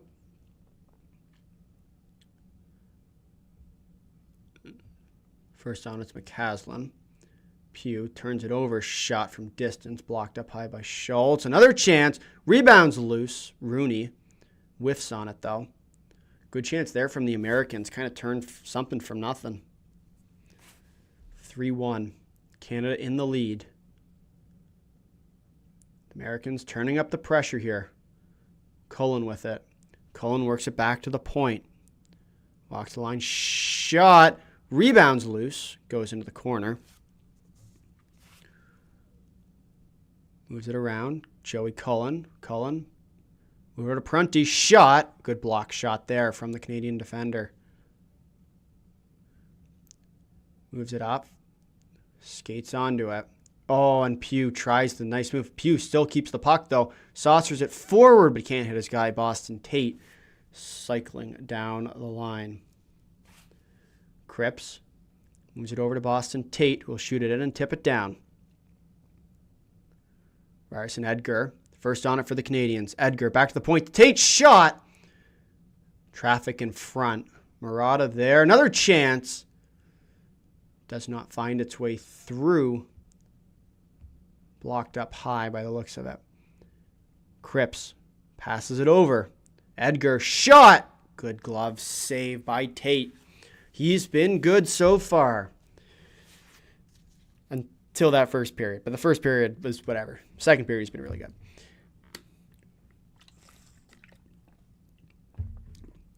Hi, thanks for having this on. Kingston, Ontario. Hello from Kingston. Or hello from Toronto, just north of Toronto. I remember a video of the Slovaks celebrating with a conga line. Note about the 2022 Slovak women's under-18 team. If I remember, because of the tiebreakers, they had to beat Germany by 4 to avoid the relegation series, and they did exactly that, winning 6-2. And that's the other thing as well. We will be doing our women's under-18 coverage this year. It's in Czechia, so we'll see if we can actually get to that one. The women's under-18 this year will not feature Finland. Finland was relegated at last year's women's under-18 top division tournament, so we'll see them at the Division 1A level this year. Well, they will try and aim to get themselves back into the top group, which is crazy. It was the first time ever that a Finnish national program has been relegated, and that means that there is only 2 left to this point now who have not been ever relegated at a tournament, and that's Canada and the U.S. Sweden's women's program was a few years back. And so it's only Canada and the U.S. left who have never been relegated at a top division IIHF, which is crazy. Any Sharks prospects in this game? There is not any drafted players at this tournament. This is an under-18 tournament.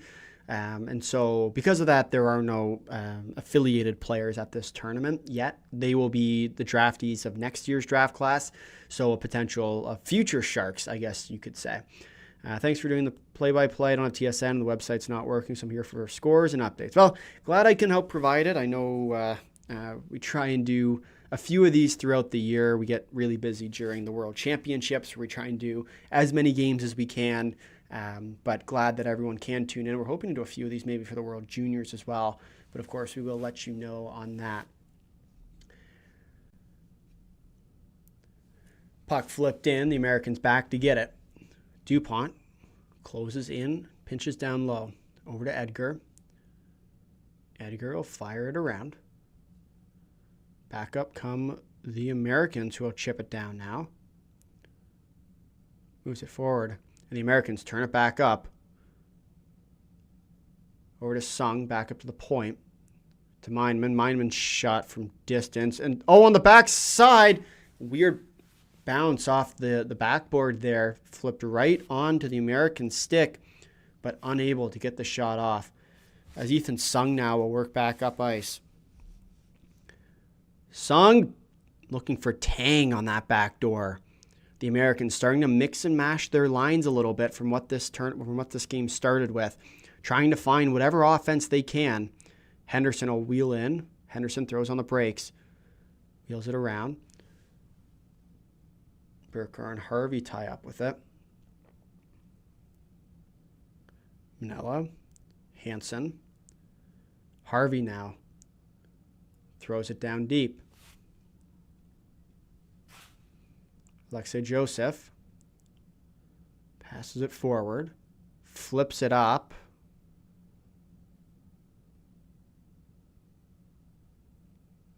Italian will skate up with it. For the Canadians, Ryland Rooney there closed in on Alexei Joseph, who did not see him. Italian again. Stretch pass. Will go the length of the ice for icing as Wycisk back to get it for Team USA. Shots with 11:44 left to go in the second period are 21-6 in favor of Team Canada. It has been a pretty dominant game from the Canadians. A few mistakes here and there have been the difference maker in this one so far. 3 penalties or 3 power play goals, 2 for Canada, 1 for the US, and then a really strong one as well to kick off the game from Brock Englund. So it's been a good start for Canada. The Americans just trying to hold on. They've done a good job at keeping themselves close in it. Now it's just about converting it into offense. So we'll see if they can end up doing that. Puck moved in now. Americans will start to wheel up with it. Conboy, the goal scorer for the American team, works over L'Italien, gets the puck. Cullen with it.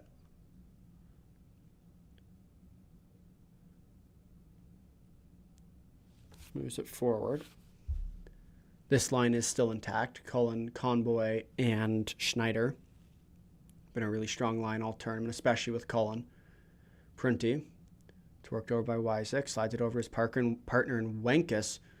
Tripped up there. I don't believe there will be a call. Veitch there on an absolute tear right now. Turnover there. Stroder with it. Oh, works around the net, but can't get the shot off. Works in. Slides it over to Veitch. Veitch, shot, scores! Ben Veitch scores for Canada to make it 4-1. Another turnover leads to a goal, and Canada finds themselves again on the board. Canada 4, USA 1.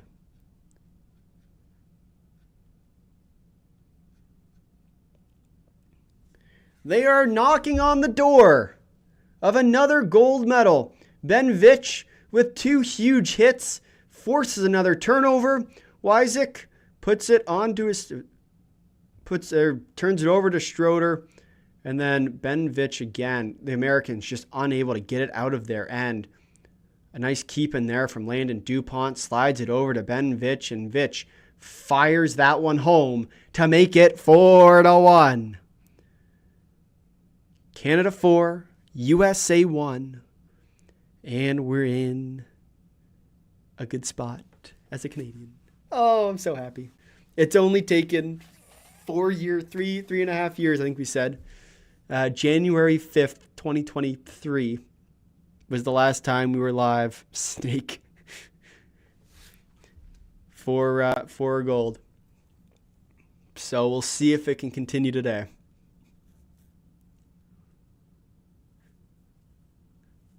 Are they reviewing this here to see if the play was onside?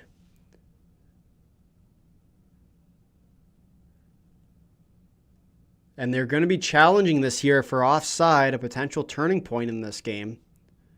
10:39 left to play in this second period. Did Landon DuPont keep that shin pad on side? Here we go. Oh, looks good. Yeah, it looks good. Should be onside. At least that angle that they showed.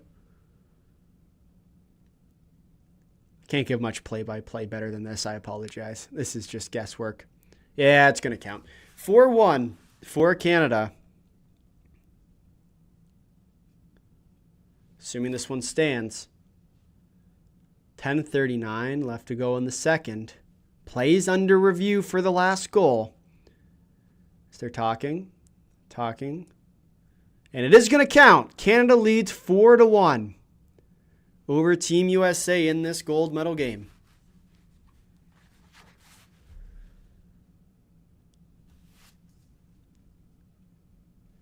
It's looking good.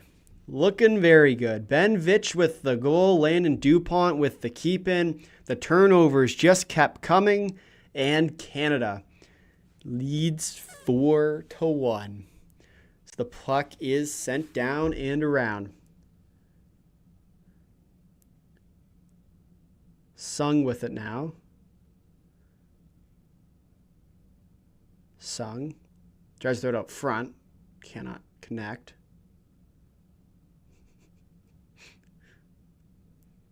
Schultz slides it over to Pugh. Pugh looking for Warren on the backside. Good stop there by Tate.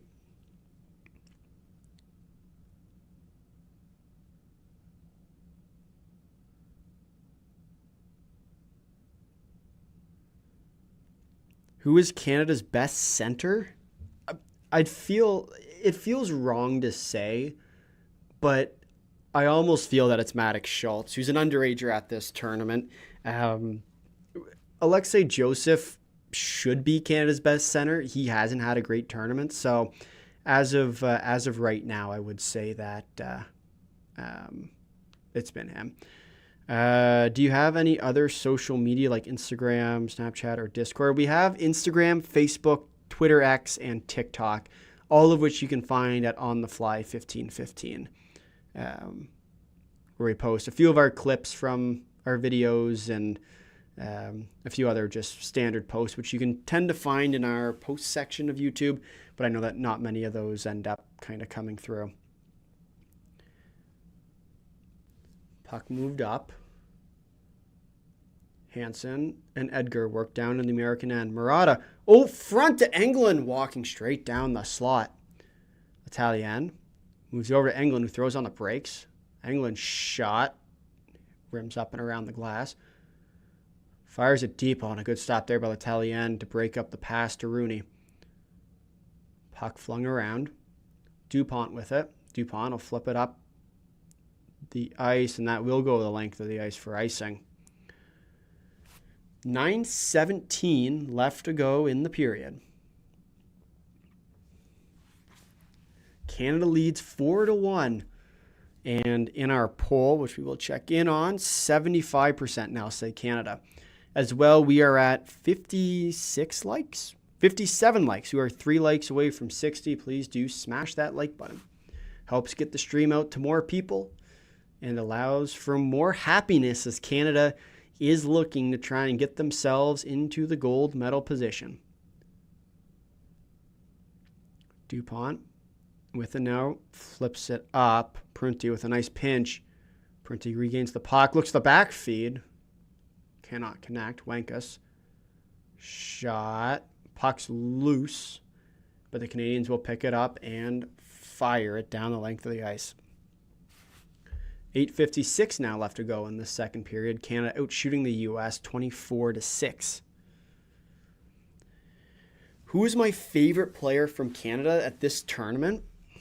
That is a good question. Who is my favorite player from Canada at this tournament?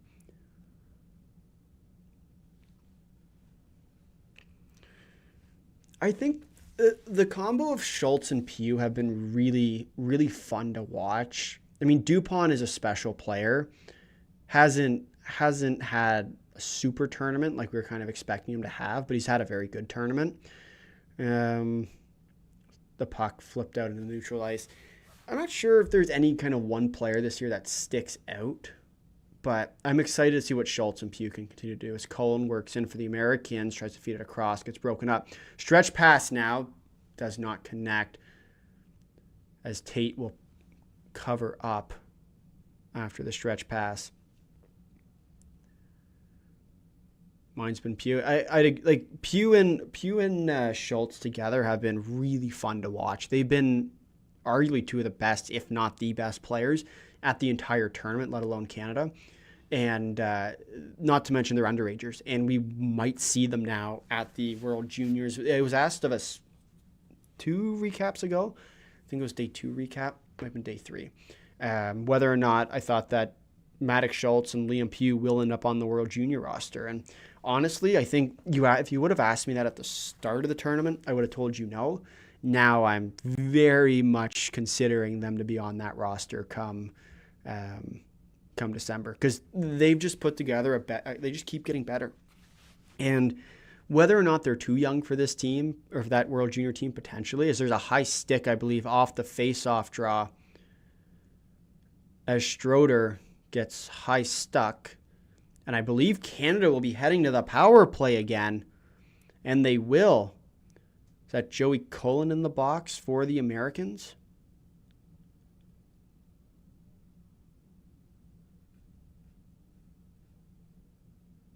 And they will. Canada will go to the power play after this commercial break. What a game it's been for Canada. This is, I'm a Mooseheads fan, so I'm big on Letellier and Manella. Manella's actually been really impressive for me. He's been kind of a guy that's gone a little bit under the radar at this tournament. He's playing, second line minutes, but he's had another really strong game here. Not overly flashy either. Kind of, I think we actually talked about him in our third line minutes. I think we talked about him in our preview for that U.S. team. Was kind of, he's not a guy who you're going to see a lot of, but he's going to be effective when he is out there. He's going to be kind of quiet effective, I think is what we kind of referred to it as. And he's been that. He's been that and more. So he's had another really solid tournament, this Hlinka Gretzky. Stupid ads cut you mid-sentence. Are they bad right now? YouTube does a weird thing where they try and, I don't really understand it, but I think they try and guess when a good time in the action is to cut. And so they like to, they're just taking their best guess. I would assume, which is weird because I don't know if I turned ads on for this one. So anyway. But by the way, what's the time here for you? It's currently 8:30 p.m., which is an Eastern time. It's currently 3:30, which is Eastern European time. I've learned all my different time zones now because of the all the conversions, so I can do the 7 hours ahead pretty quickly.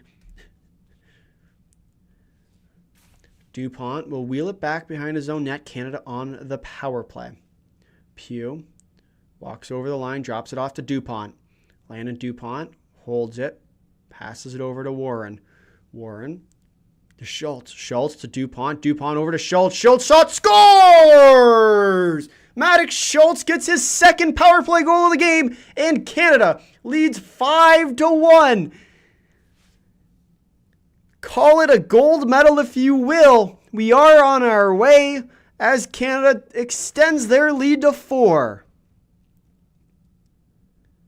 Wow.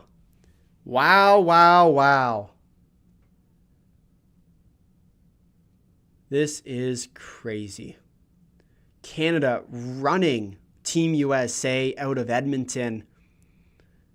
And Maddox Schultz scores basically the exact same goal we saw him score an hour earlier on the power play. Canada now leads 5-1.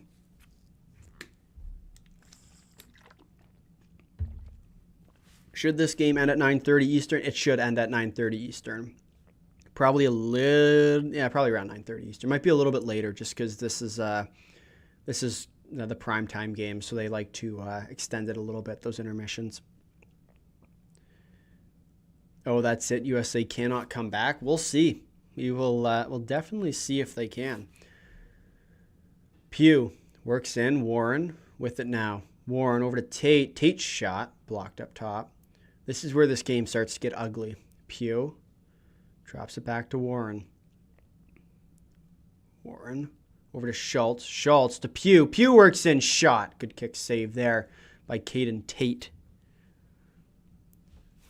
Throws it around. Pugh and Joseph. Joseph with it now. Alexei Joseph over to Cripps. Cripps walks it down over to Boston Tate. Tate up to the line to Joseph. Joseph's shot tipped up front there by Chitteroni. Chitteroni with it. Tries to take it. The puck tied up down low in the corner is Hansen with it now. Move it over. Hope I didn't just jinx it. I really would hope so too. Puck move in. Chitteroni. Joseph kicks off his skate. Prunty tries to feed it along with the Canadians with relentless pressure. Chitteroni now shot. Joseph. Oh, and a great save by Caden Tate. Puts his glove behind his back and knocks it out. To keep this one a 5-1 game and give the Americans whatever life they have left. Walks in again, shot. That was Murata, kicks it off the crossbar. The Canadians just downhill pushing now, and the U.S. unable to fight back. Oh, and what a save by Tate. They're showing the replay on that. Tate reaches behind him with his glove and knocks it out. But Canada, up 5-1, continues their relentless pressure on the Americans.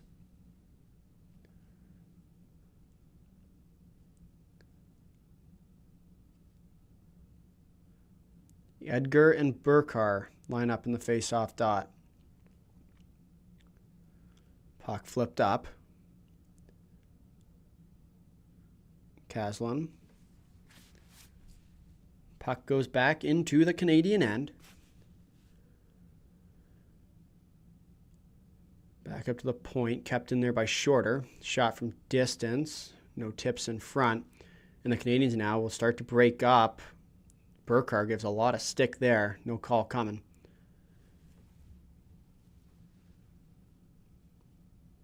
England tries to feed it forward. Puck gets broken up. England shot from distance. Blocked up top. Oh, and a huge hit from Brock England on Trevor Shorter. Puts him on his back. What a hit. Stretch pass now. Splits the defender. Cullen's shot. Turned aside by Leif Oaten. A great stop there on the break.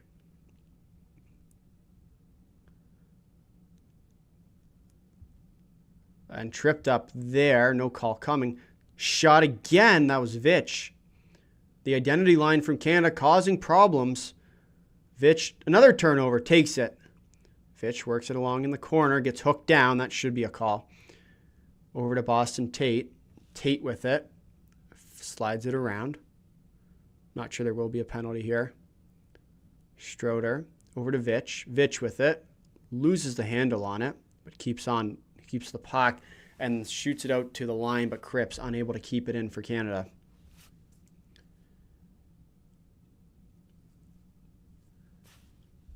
Cripps throws it forward. Stroder unable to hold on to it. Thorson now slides it ahead, tips off Conboy's stick, and will go into the Canadian end. DuPont slides it over. And he'll start to work up ice. Schultz with it now. Throws on the brakes. Schultz holds. Flips it up on the glass, and that will go up and out of play. 3:57 left to go in this second period. Canada's leading 5-1 as we will head to a commercial break. What a hit that was. Wow. If you are new here, please do smash the like button and hit subscribe. We're at 67, funny, likes here right now. We have 128 people watching, so please, please, please, if you haven't already, do smash that like button. As well as hit subscribe. I haven't checked our subscriber count. We're at just over 2,400, so if you haven't already, also please do subscribe to the channel. We do a wide range of IIHF and international hockey content, including the Olympics and now the Hlinka Gretzky Cup. Our next big tournament of coverage, I believe, is going to end up being the Women's World Championship in November. We will continue to be doing our off-season recap where we look at some of the lesser-known countries as far as the international hockey landscape goes. I think we're through probably the 15 of those by now. We are through 14 of those right now. And so far, we have done China, Iceland, Ukraine, Latvia, who we just did, Italy, Kazakhstan, Romania, Australia, New Zealand, Bosnia, Mongolia, Croatia, Uzbekistan, and Slovenia. So if you're interested in any of those countries, want to learn more about their international hockey seasons, you can go check those out as well after this live stream is done. And hopefully Canada will pull through with a victory today. Oh, thank you for subscribing.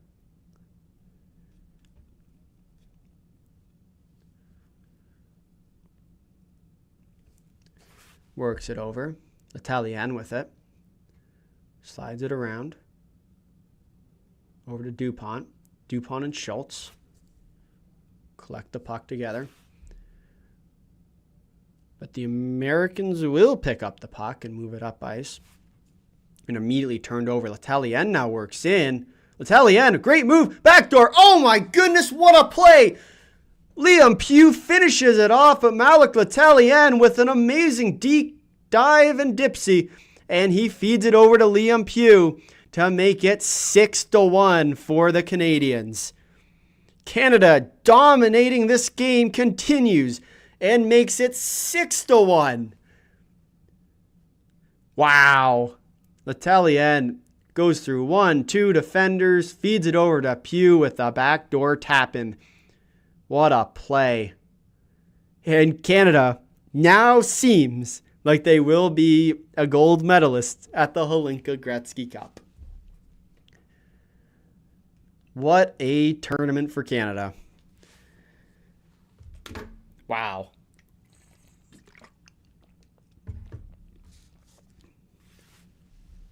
I just hopped in. It's 2 a.m. Sweet score. Yeah. It has been a great game for the Canadian team so far. They have been dominating action so far in this game. It has been tremendous to watch.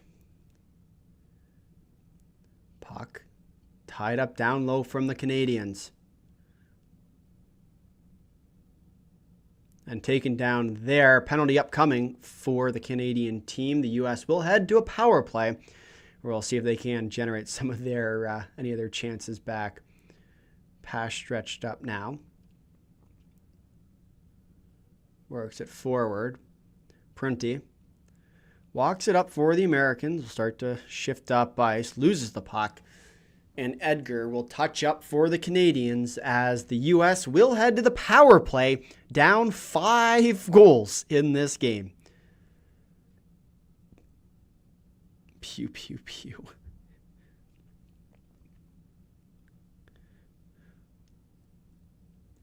Wow. Wow. I honestly can't believe this.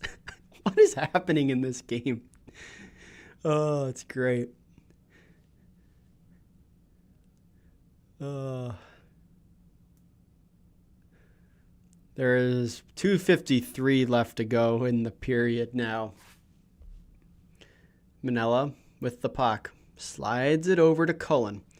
Cullen with it now. Works down low. Back up to the point to Manella. Manella feeds it. Looking for Conboy on the back side. Will not go.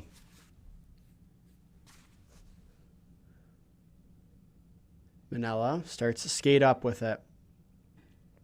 Feeds across ice to Burcar. Rooney toes, drags, shoots, turned aside there.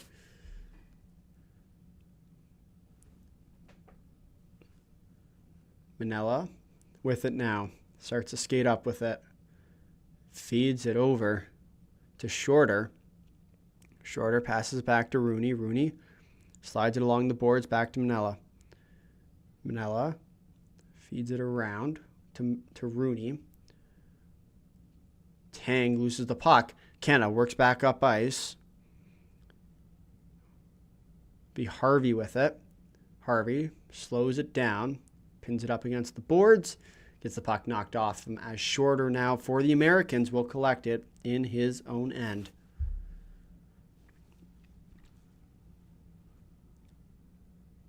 Schneider. Oh, and the puck comes loose. Schultz off to the races, shorthanded. Maddox Schultz shot. Turned aside. That would have been the hat-trick goal for him as Schultz goes barreling into Sung and goes head first into the boards. Looking for a big hit there.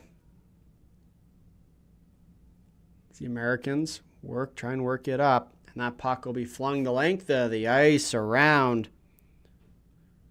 1 minute to go in this period.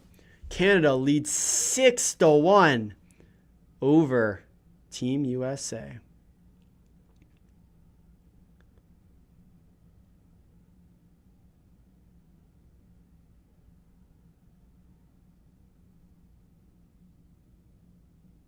Slides it around. DiConzulo now.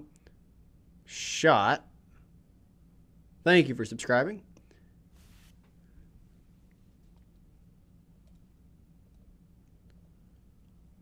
Wycisk works in. Gets knocked off the puck there. We'll see if Canada can get to 10. That is our new objective for this game. Can the Canadians get to 10 goals?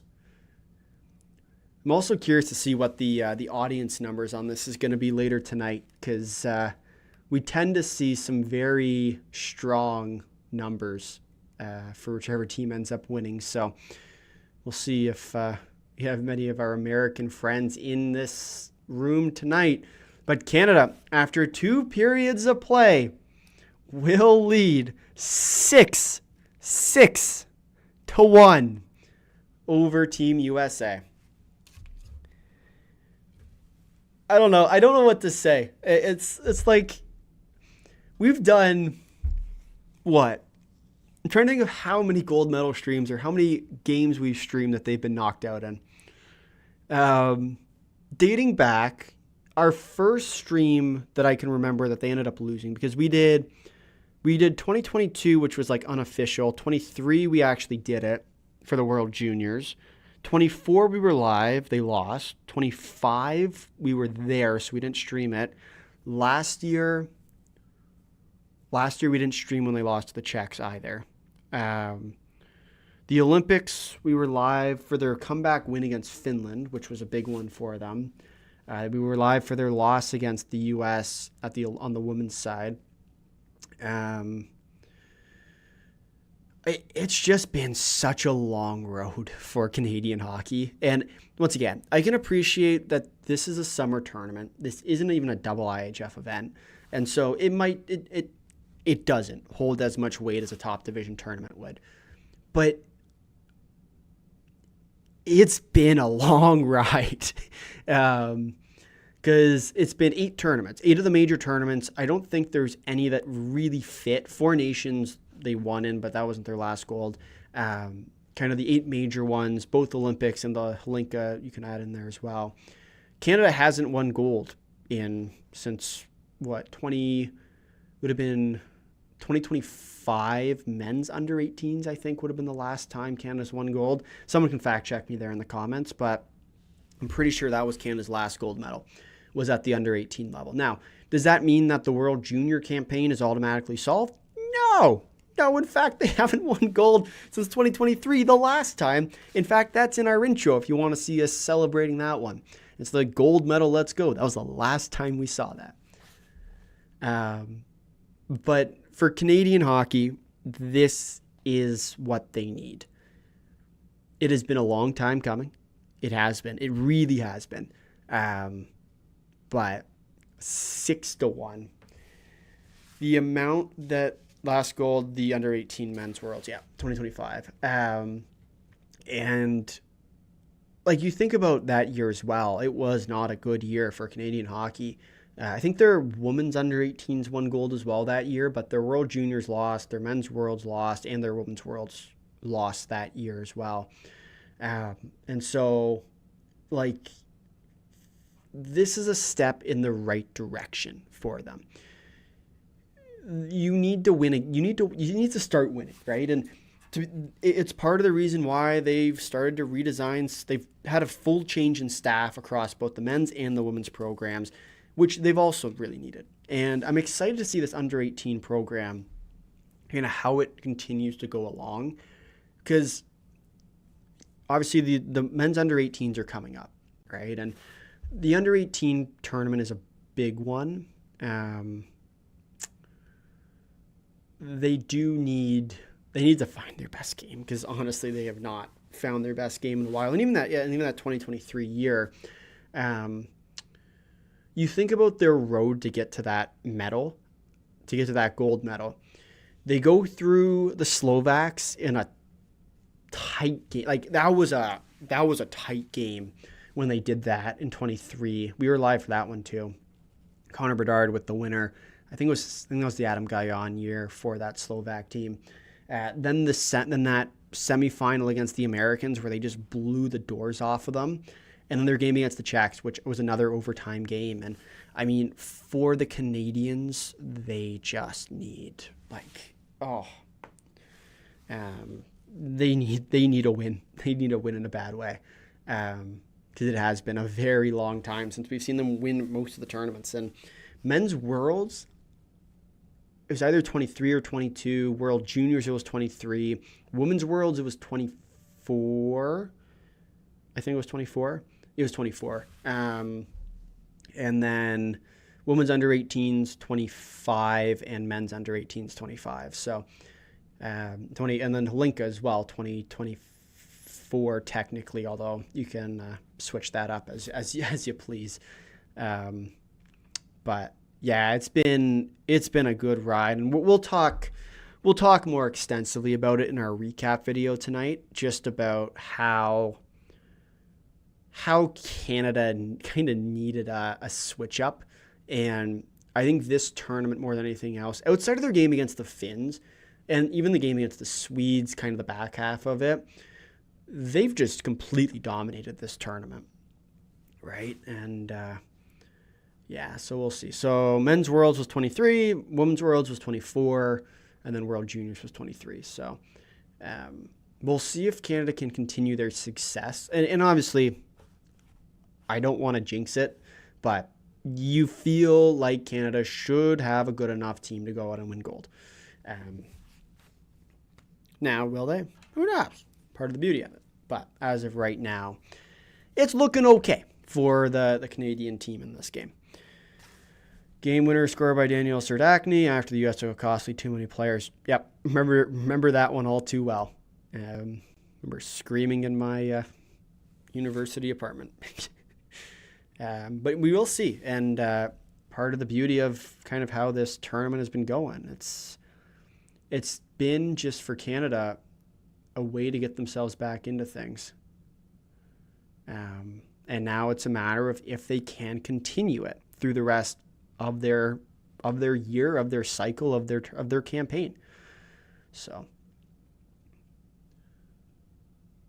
yeah. Epic Canada. It has been a game. I can't believe I'm looking at a 6-1 game right now. I was expecting to be calling overtime tonight, and I was like, am I going to have to prepare my voice for a full overtime period and then a day recap? But nope, not by the looks of things yet. Yeah, they're not done yet, but also, okay, let me know in the comments right now, for those who are kicking around here, what your final score prediction is now that the game is 6-1 and we are in the second intermission. Because my original score, I think, was 4-3 in overtime. And yeah, I'm curious to see people's score predictions, because the big question I have is, will Canada get to 10 goals in this game? I can't remember the last time I was this happy doing one of these live streams. It's been a while. Actually, the Olympic one, I was over the moon for it after Canada rallied their way back. If we're on the men's side, because the women's side was disappointing. We only did one stream for that tournament, I think. Trying to think of what other good ones we've done in the last year. Canada's comeback win against, is it Denmark, or did they get shut out against Denmark? I remember that one was a crazy N2, 8-2 we have. Yeah, it's been so weird. But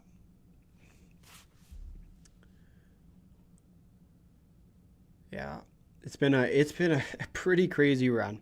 I mean, even our playoff picture, which you can see here, Canada beat Finland to get here 6-3. Game's really a 4-3 game, 2 empty netters as well to boot. On top of that, 5-2 game for the U.S. to get themselves into this gold against the Slovak team. That was a back and forth one as well. I don't know. But crazy tournament for the Canadians. This is kind of the response we've been waiting for. And yes, once again, it's a summer tournament, right? It's not really a big one, but it is worth noting that this is the kind of response from a team in Canada that you really needed to see.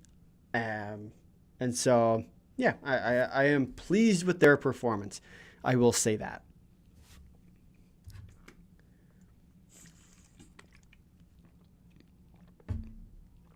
But Canada getting ever closer to that gold medal. What do you think the odds Pugh and or Schultz make it to the World Juniors?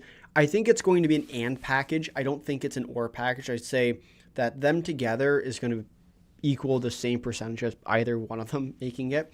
But once again, we got this asked on Thursday maybe?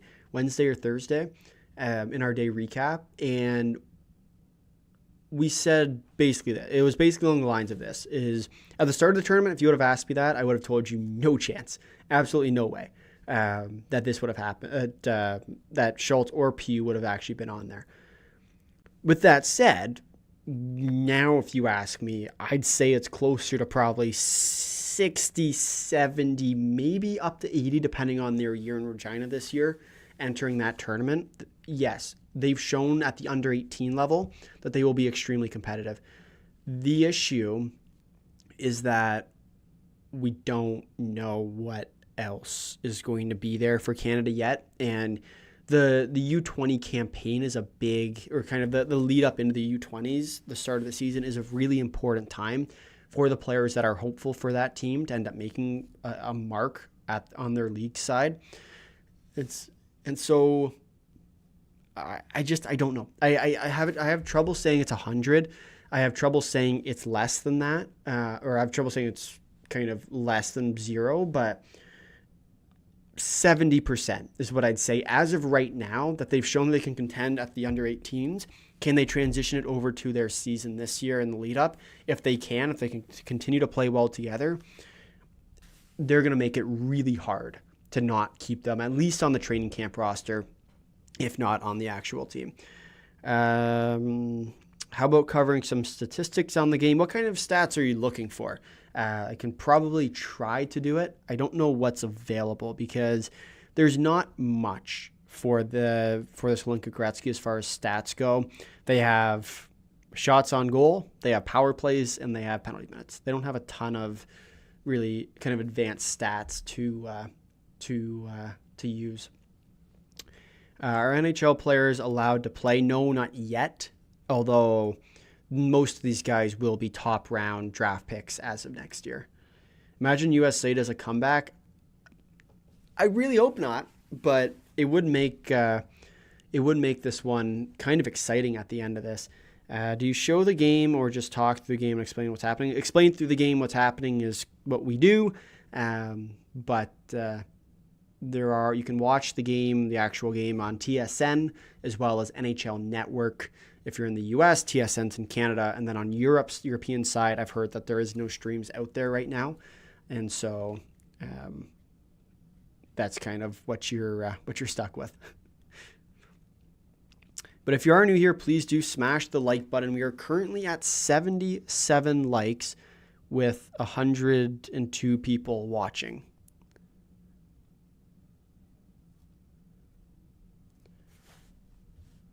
But it's going to be a fun, it'll be a fun end of this game because Canada's closing in on the 10 goal mark. And for those who have watched enough of these streams know that we have said in the past that we don't have a 10.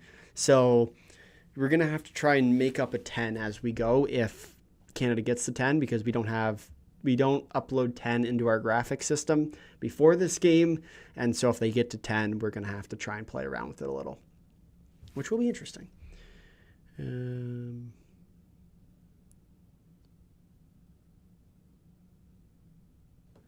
But it is, it has been a crazy tournament to this point. The Swedes finishing in 7th place, you could not have told me that before this tournament started, and I just wouldn't have believed you. Especially with Switzerland and Slovakia. They were both teams that we thought could pull off upset. The Slovaks in particular were a team that we had as 4th, and we were like, I mean, realistically, they're not a 4th place team, but they need to win a few games on here. But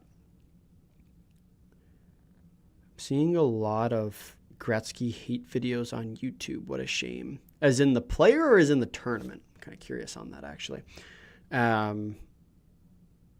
But like the Swedes were a team coming in that you had high hopes for. Like they should be considered gold medal threats, and they finished in 7th place. The Slovaks, a team just riddled with players that can pull off upsets. The Swiss, a very strong team with a lot of star talent on their roster. They end up pulling off the win against that Swedish team in that was a crazy game to watch too. But it's just been back and forth. People say that Canada are bad because they don't win the Stanley Cup. When it comes to national versus US or anybody, it's like a whole team of Gretzky's. I mean, the thing is this is always important to remember is, although it's a Canadian team, it doesn't mean that they're Canadian players, right? Like you look at kind of, like take the recent Cup champion in the NHL. That team is still 60-70% Canadian players, right? So as much as, yes, Canadian teams aren't winning, they are still leading by a pretty good margin. It's mainly composed of those of those NHL players.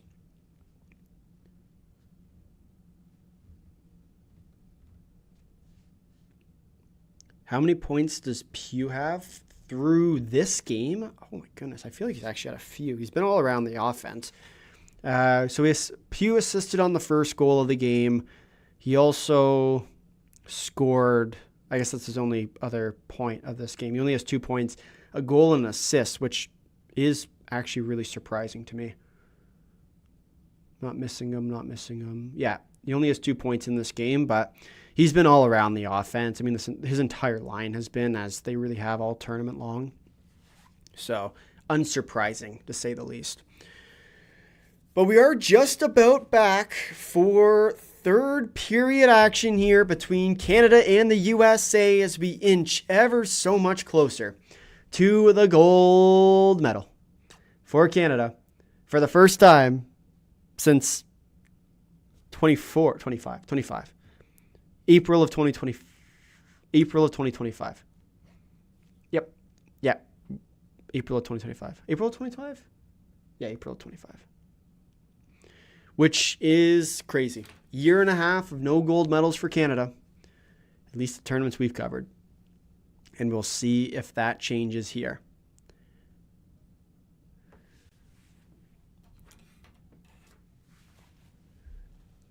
Canada leads 6-1 over Team USA entering this third period. The chance is there for them to get to 10 goals today.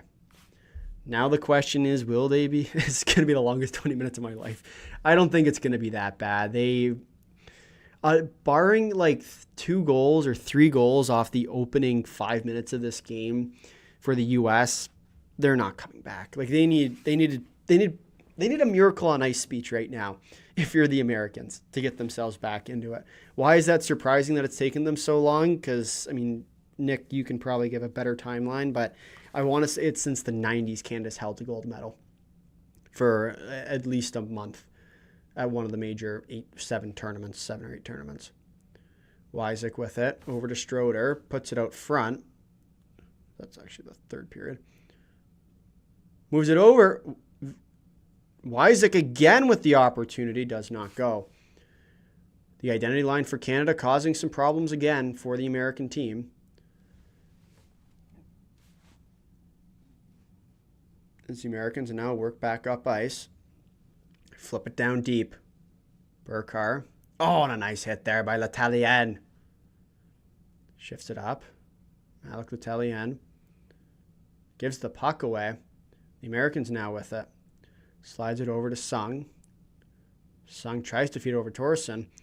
Can't. Stretch pass here. Liam Pugh shoots. Scores! Liam Pugh makes it 7-1. And Canada runs away with this one.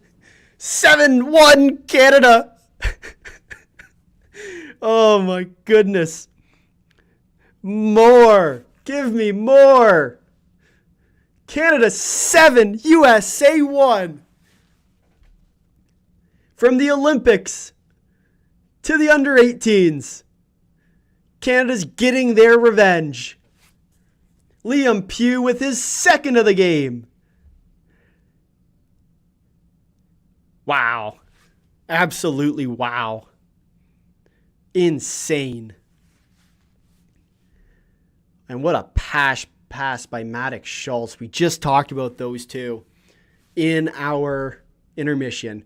These 2 players were the face of potentially a Canadian junior national team. And they showed again why they did that. 7-1 Canada.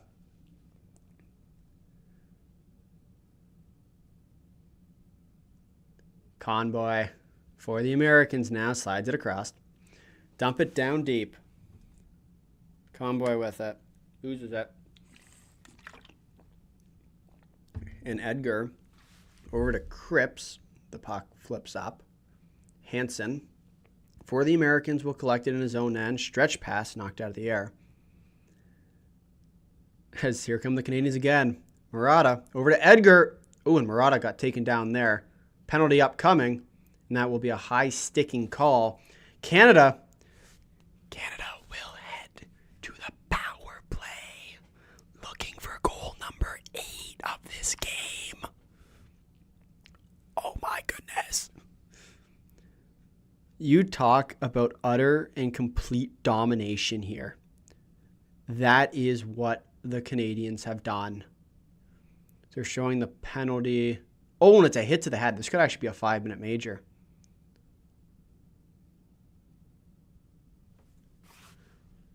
Oh, hit to the head. Oh, this actually might be a 5-minute major. Canada might be heading to the 5-man advantage here. Oh my goodness. Convoy comes straight across and nails Murata in the head. Not good. And they are going to review it. They have called a major penalty on the ice. With 18:23 left to go, Canada might be heading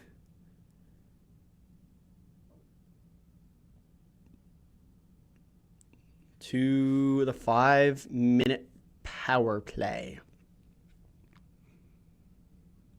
Looked like principal point of contact was the head. And so we will see. So last period of at least 1 month where Canada didn't hold a gold medal was actually January 5th to May 26th, 2021. The last period of at least 6 months was when Canada won a full year from January 4th, 1989 to January 4th, 1990.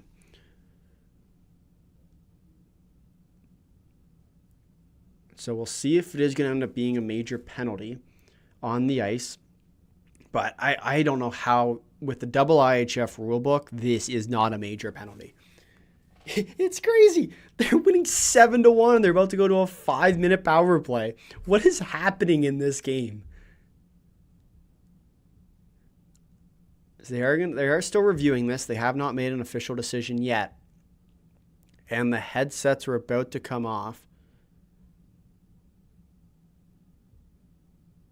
I don't understand what's taking them so long to decide. You look at the play, if it's a 5, it's a 5. There's not much more to it. Especially they can't see it.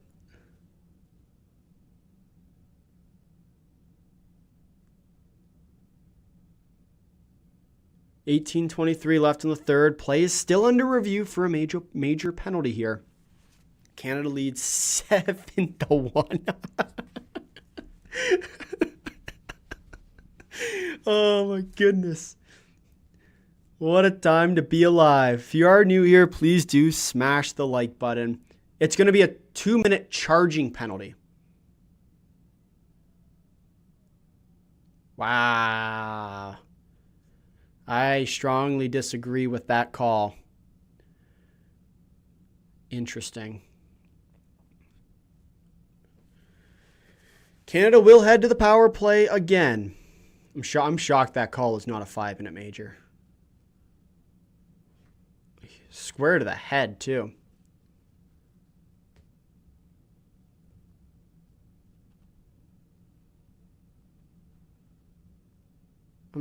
Yeah, it looks pretty much principle of contact to the head. At least in real time it did. Let's rewatch this replay for the 19. Looks like a hit to the head if I've ever seen a hit to the head. This game's getting ugly.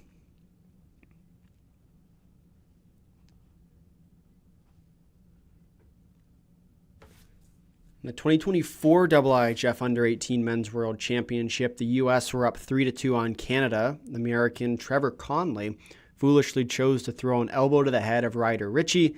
Canada then scored 3 goals on that major to take the 5-3 lead. They ended up winning the gold medal game in that year too, which was, once again, you think about the swing of a game, especially at the under-18 level. A few mistakes here or there can absolutely sink you. And, well, that became the case pretty apparently. Minute 58 left on the power play, 18:21 left to go in this third period. Face-off win from the Canadians, given away though. Schneider working on DuPont. DuPont with it. Passes it back over to Schultz. Schultz, saucer passes it over to Pugh. Pugh with it now, will skate in for Canada. Pugh looks back up high, shot. Alexei Joseph cannot get it through.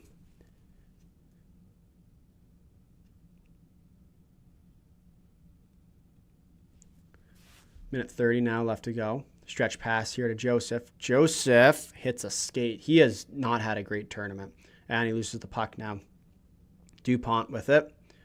Landon DuPont with the back pass over to Joseph. Joseph feeds it forward over to Schultz. Schultz with it. Throws on the brakes. Passes over to Joseph, who loses the puck again. Mindman will take it and fire at the length of the ice. Looking for goal number 8 of this game, Canada. Trying to get there. Cripps walks over the line. Cripps with it will fire it around the boards. Stroder marks it up to the line to Wycisk. Over to England. England with it. Tries to cross-crease feed. Won't get there. England tries to dipsy doodle. Feeds it over to Wycisk. Wycisk backdoor feed to Stroder. And a nice stop there by Tate. England with it. England feeds it down low to Edgar. Edgar with it. Passes it over to Stroder. Stroder tries to feed it backwards. No one there. But England uses his wheels and gets there. Cripps passes it over to Wycisk at the point. Wycisk back up top. Back down to Wycisk. Wycisk to the point. Over to shot from England. Kicked aside. Walks in again. Feeds it over. England tries to feed it across but can't. Oh, another chance. Misses wide of the net. Power play is now done. Stroder shot. Good block there by Burcar. Power play has now expired. England, across crease feed to Wycisk, shot, and the mask comes off, but able to make the stop is Corville now in net, as the U.S. did actually change their goaltender without us knowing. But Burcar shaken up after a great block shot. And Canada will not extend on the power play. 7-1 Canada over Team USA in the gold medal of the Hlinka Gretzky Cup. Mind, this is a gold medal game where we are seeing the Canadians absolutely take it to Team USA. This does feel somewhat reminiscent, if you remember back to not last year but the year before, for the 2025 men's under-18 World Championships, which actually ironically was the last time we saw Canada win a gold medal. They beat Sweden 7-0 in that gold medal game. Feels awfully reminiscent to that tournament. Does this one today. Feeds it forward. The U.S. will fire at the length of the ice, and they will win the race for icing. McCaslin back to touch up for Team Canada.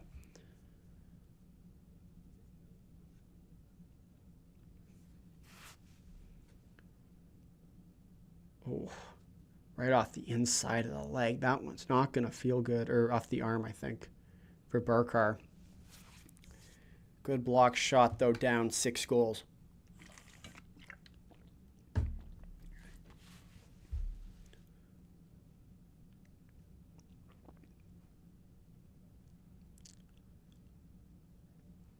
Manella loses the puck. Canadians with another heavy forecheck. Knocked down there. Prunty tries to feed it forward to Sung. Puck gets broken up. Chitteroni now with it. Slides it across. DuPont holds on to it. Landon DuPont drops it back. Talian with it. Slides it over. Back up to the point. Chitteroni tries to hold on the puck. Loses it.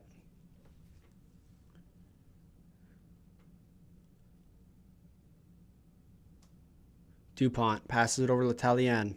Talian skates up with it now. Talian wheels it around. Feeds it up. Harvey. Shot! Oh, and a nice save there by Corville. He's looked good so far from what we've seen him. Though admittedly, we don't know how long he's been there. Pugh walks in. Pugh throws on, tries to feed it over. Hit Warren on the back door, but the Americans now break up. 2-on-1 emerging. Canadians, they'll get back. Shot. Good save there by Leif Oaten. Clock continuing to tick down on this game as Canada approaches the gold medal position, up 6 goals in this one. Liam Pugh flips it down deep. Trevor Shorter back to get it for the Americans. Try to fling it in deep. Cripps. Stretch pass. Puck gets deflected into the American bench. 14-11 now left to go in this third period. Canada outshooting Team USA 38-11. A dominant effort for the Canadian team today. But if you are enjoying what you've been seeing, be sure to smash that like button. We are at 87 likes right now on our stream, 3 away from the big 9-0. So please do smash that like button if you haven't already. We're at 141 people watching, so I know there's at least a few of you who have not hit that like button. Puck gets flipped out as the Canadians will come back on it. Cripps slides it along the boards. And the Canadians will rush onto it now.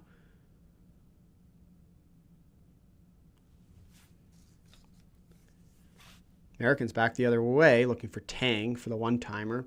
Puck got broken up on the pass across. Veitch tries to work it down in the corner, ends up losing the puck. Tang. Conboy with a nice hit.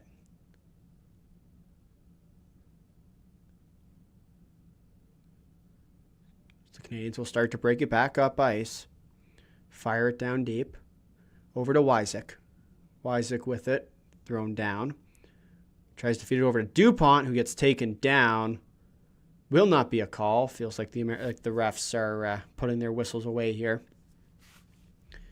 Some contact. Oaten tries to feed it across. Road shot blocked up high. 13 minutes left to play in this third period. Oaten out to play it. Slides it forward. Italian.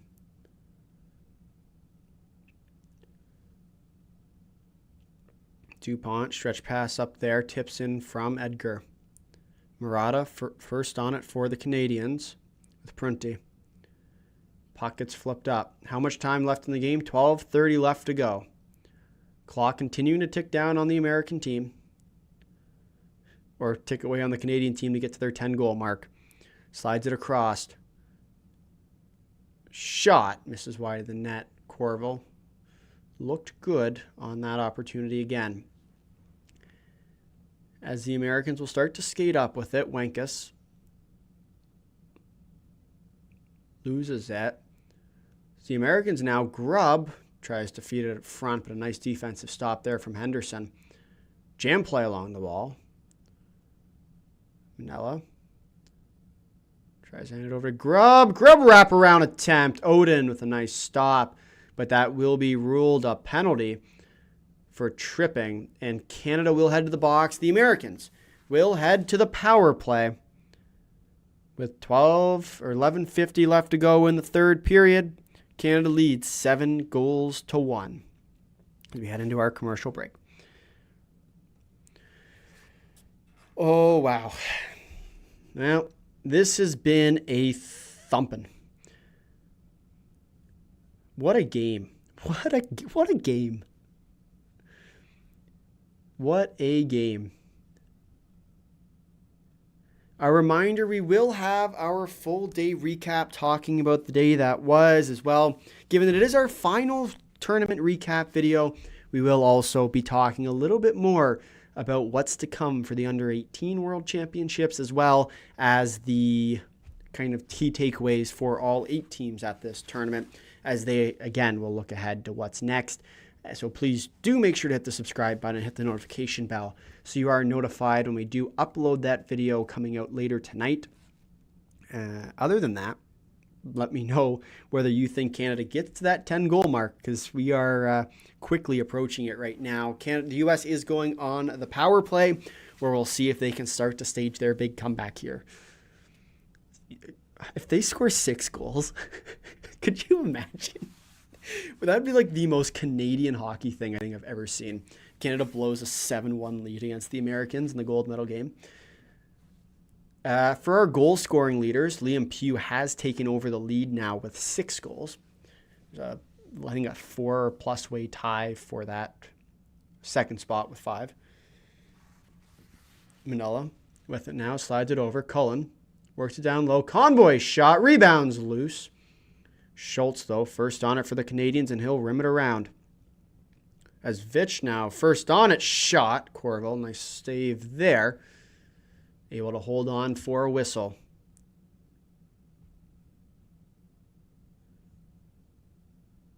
It's not over till it's over, but thank God we're finally winning something again. Yep. Could not agree more. It has been far too long. Far too long. But Canada will now go for the gold, assuming they don't blow a 6-goal lead.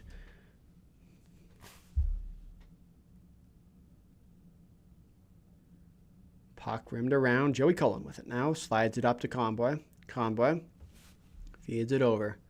That's offside. Burcar. Oh, will be rolled off. It will be offside. Delayed offside here coming up against the Americans. So Canadians will just collect it behind their own net. L'Italien will take it behind his own net. Now he will shoot at the length of the ice. Could have been a 2-on-1 emerging. Goaltender out to play it.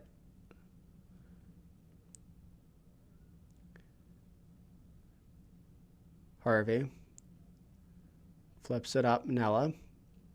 Convoy slides it across. Here comes back the Americans looking for the backside feed. Back up to the point. Slides it over. Over to Cullen. Cullen with it now. Walks. Cullen slides it.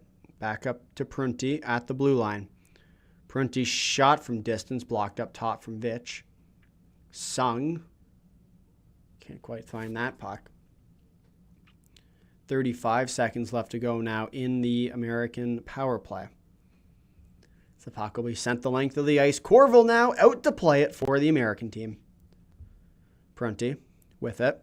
Drops it back. It's taken down there in the middle of the ice. Sung works along.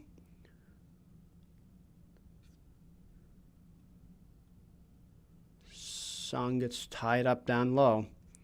Americans struggling to find much on this power play. Shorter, down to Sung as the power play does now expire. And the puck comes out, and back up come the Canadians.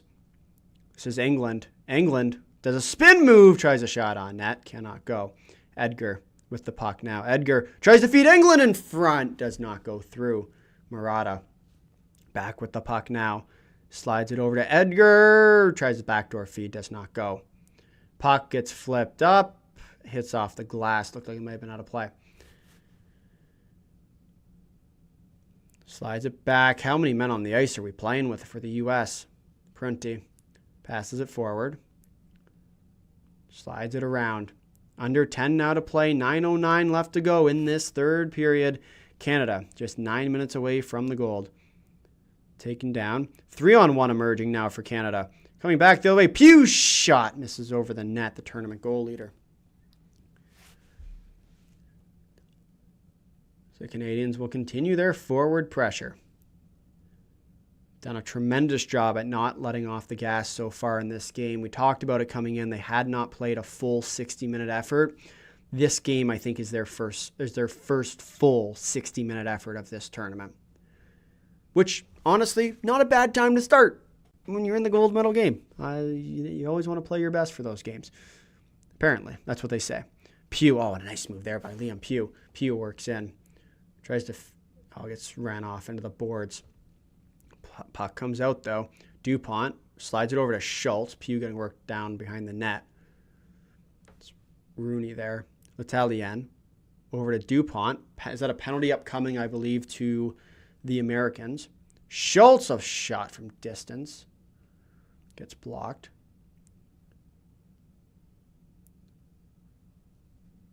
As the Canadians with the delayed penalty or a penalty upcoming. DuPont walks over the line, drops it off. Over to Wycisk, shot, scores! Jaakko Wycisk scores for Canada to make it 8-1. More! Give me more. Canada 8. USA 1. This is ugly. And I like it. 8 Canada. USA 1. Jaakko Wycisk with the delayed penalty upcoming. A beautiful pass. DuPont drops it back off. Over to Schroeder. To Wycisk. And he does not miss it. Canada 8. USA 1. And what can best be described as an ugly game. Wow. You cannot make this stuff up. You actually cannot make this stuff up. This is incredible. I really hope they get to 10 now. We need 10 goals. We need 10. Come on for 10. Surely we get to 10.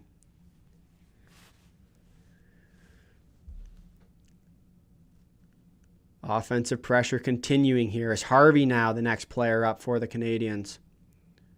Flips it off the glass. Kept in, though.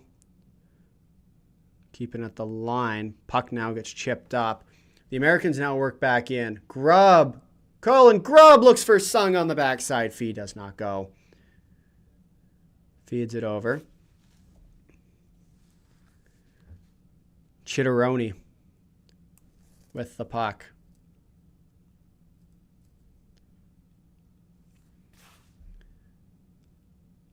Merson, Cripps, dump it down deep.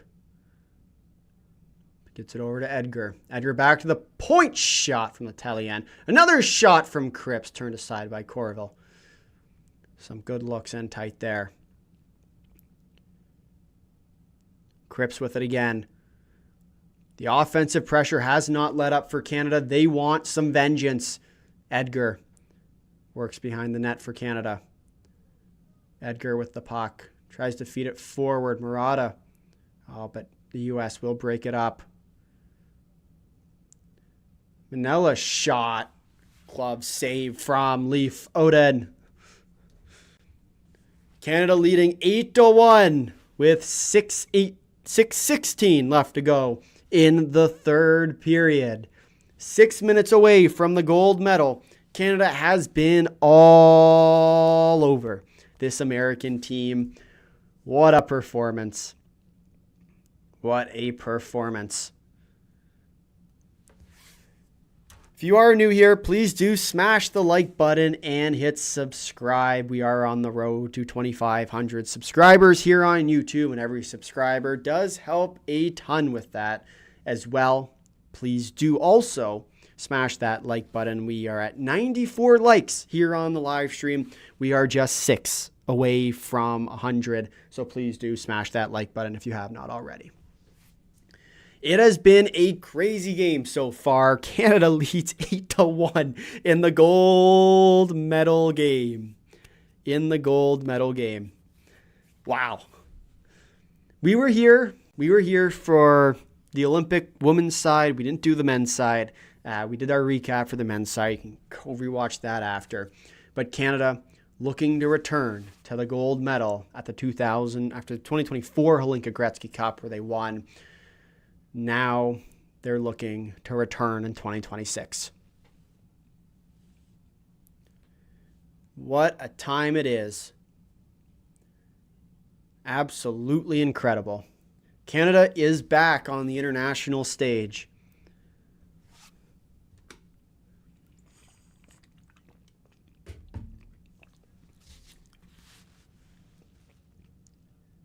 Eight to 1.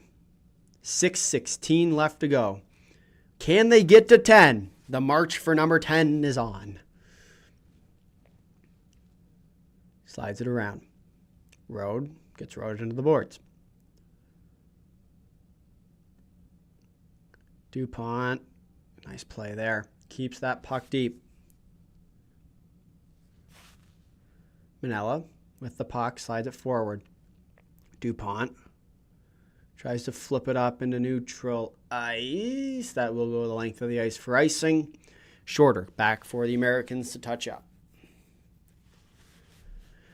Revenge for the Olympics, both of them. Yep. Good to see them. Good to see it.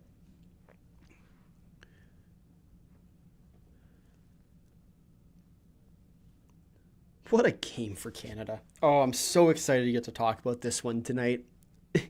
Day recap videos have been tough over the last 3 years because we have struggled to pick the right tournaments for Canada actually winning them. So this one is going to feel very sweet.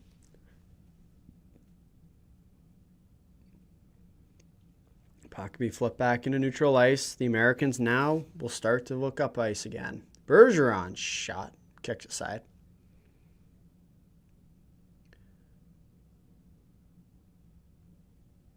Slides it over. Shot from distance, looking for players in front, does not go. Canada now starts to work their way up ice. Drops it off. Schultz shot. Looking to the backside. Ooh, and hit hard there by Prunty. And I think they're going to call a penalty on him for that. Wow. Jake Prunty will go to the box for the Americans after throwing Schultz down. Canada is heading to the power play, up 8-1 in what will be an interesting one here. Can they get goal number 9? We will find out after this commercial break. 5:08 left to go in the third period. Canada. Oh my God, what a game. This has been the best game we've live streamed, I think, ever. Oh my gosh. Wow. Big thank you to everyone for tuning in. I have a feeling that our crowd is very Canadian tonight, so I apologize if we still have any Americans in our chat. We did just hit 103 likes here on the live stream, so thank you all for hitting the like button as well as for subscribing.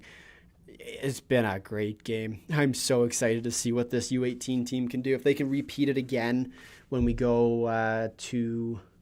Is it Minnesota this year for the under-18s? I think it is, right? Someone can confirm that. I'm pretty sure it is. I'm pretty sure it's Minneapolis and St. I don't know if it's St. Paul this year. I think it's just Minneapolis. Let us check. It is in Duluth, Minnesota. Yeah. But do you see Schultz in the World Juniors this year? This entire game has made me think he's going to be on this team even more. At the very least, I think he's going to make it to the camp. And then from there, it just comes down to if he can continue what he's done at this turn. If he can, absolutely. If he can't, I don't know. But Canada looking for goal number 9. We'll go to the power play here where we will see if they can score it. 5:08 left to go in the period. So the puck will be shot immediately down into the Canadian end. Prunty, the call for charging was the decision. Landon DuPont now skates in with it. DuPont without a goal in this game. Passes it up. Over to Warren. Warren to Schultz. Schultz over to DuPont. DuPont back to Schultz. Schultz walks in with it. He's already has 2 power play goals in this game, and the Americans will fire it down the length of the ice.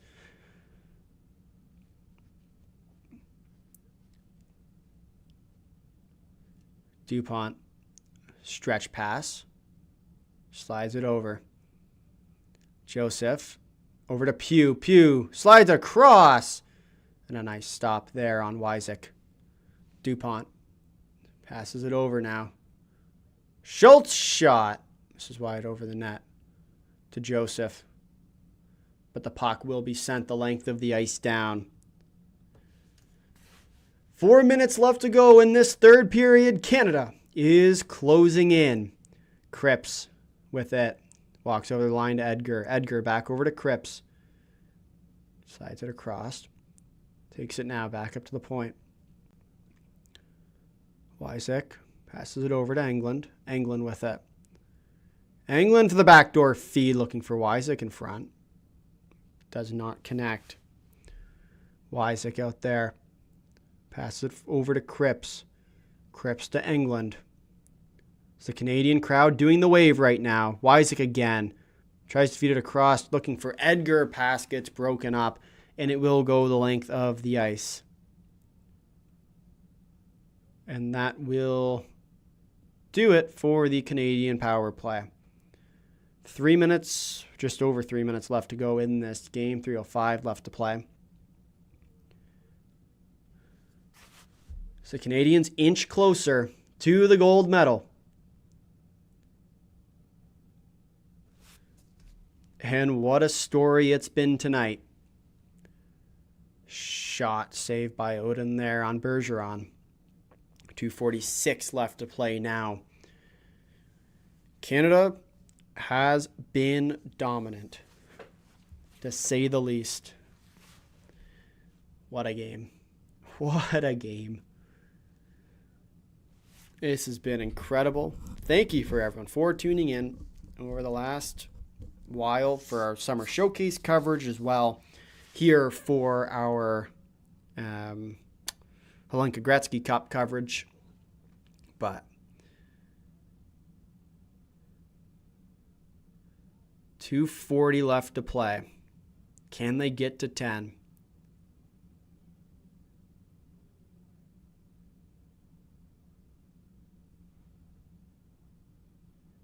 Slides it over. Looks up.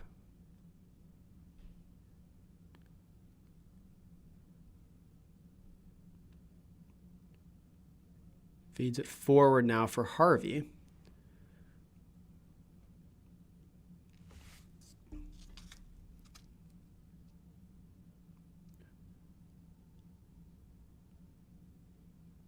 Two minutes to play as the clock continues to wind down on this American and Canadian national teams for the under-18 program.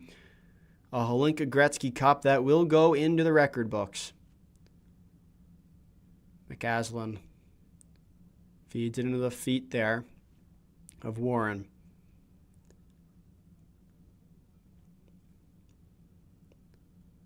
Warren with the puck again. Top line for Canada here.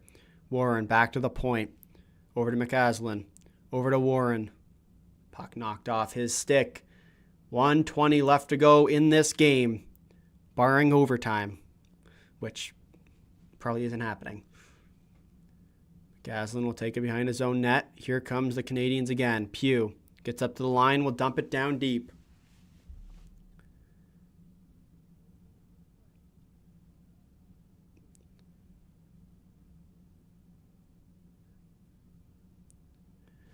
One minute left to go in the third period. Canada in the lead 8-1 in what has been an absolute throttling of a gold medal game. Wow. This has been a tournament to remember. One of the most dominant in Canadian history. Can they continue this through the rest of the season? Time will tell. But wow. The Canadian crowd on their feet applauding this national team who have been in control since day one. DuPont with it. Over to L'Italien. L'Italien will pass it back and the puck will come out.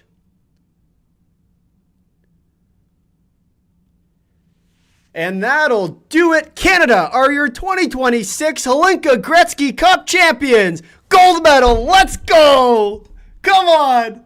Back to the gold we go! It's been far too long, but we are finally back! Gold again! Come on! Canada takes gold for the first tournament since April of 2025. Under 18s, Women's Worlds, Women's Under 18s, Men's Worlds, Men's Under 18s, Olympics, Hlinkas, all of it. Canada has returned to the promised land and taken home the gold medal. Oh, Canada, wake up. Here we go. This is going to be an international year to remember. Oh, finally. Finally, we have returned. Canada has returned as the champions in what has been one of the most dominant, absolutely dominant games we will ever witness. Canada wins 8-1 over Team USA for gold. The Americans said in their interviews they wanted Canada. They wanted Canada. That's what they said. Well, who do you want now? Who do you want? Who do you want? Canada wins gold 8-1 over Team USA. Oh my goodness. If you are new here, smash the like button, hit subscribe. We do international hockey content here at On the Fly. It has been a tournament to remember. And we are, and Canada at least, is victorious again. Wow. Wow. Insane. Absolutely incredible. Absolutely incredible. Wow. Absolutely incredible.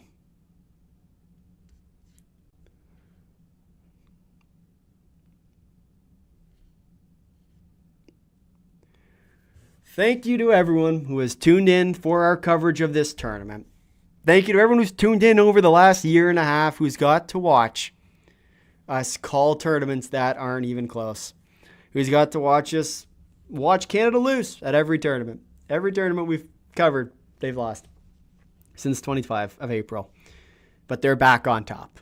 And now the curse is broken. Now it's Canada's turn to return to the international stage with a vengeance. Women's World Championships in November, which they're going to get killed in, but that's down the line. Can they pull off next? Women's Worlds in November, World Juniors in December, Women's Under 18s in January, and then the Men's Under 18s in April, We also have that weird middle tournament of the NHL season. Get that one too. And then the Men's World Championships in May. It is time for Canada's turn. It is Canada's turn, and they are back with a vengeance. It starts with their under-18 program. It starts with players like Leif Oaten. It starts with players, young talent, up-and-coming talent, like Malik Schultz, Liam Pugh, who we are going to get to see on the World Junior stage in December. The team who has absolutely stunned at this tournament. The team who has dominated. And international hockey is Canada's again.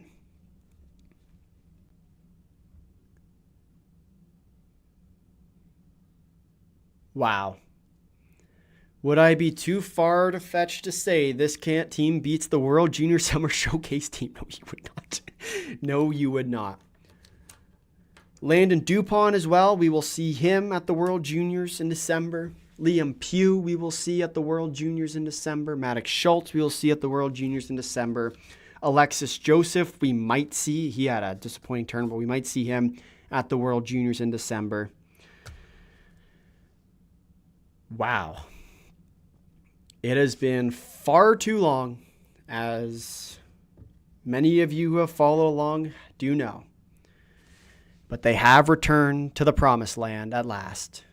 Canada wins gold at the Hlinka Gretzky Cup. Wow. Incredible. Simply incredible. Oh, now I just want to do the recap video. Oh. Wow.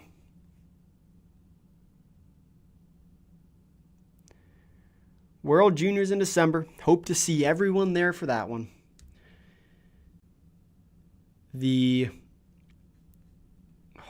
Hope to see everyone for that tournament. Make sure to subscribe, hit the notification bell so you're notified when we go live. Hit the like button if you have not already. But with that, if you made it this far in the live stream, thank you all for watching. If you liked it, drop a big like. If you really liked it, consider subscribing.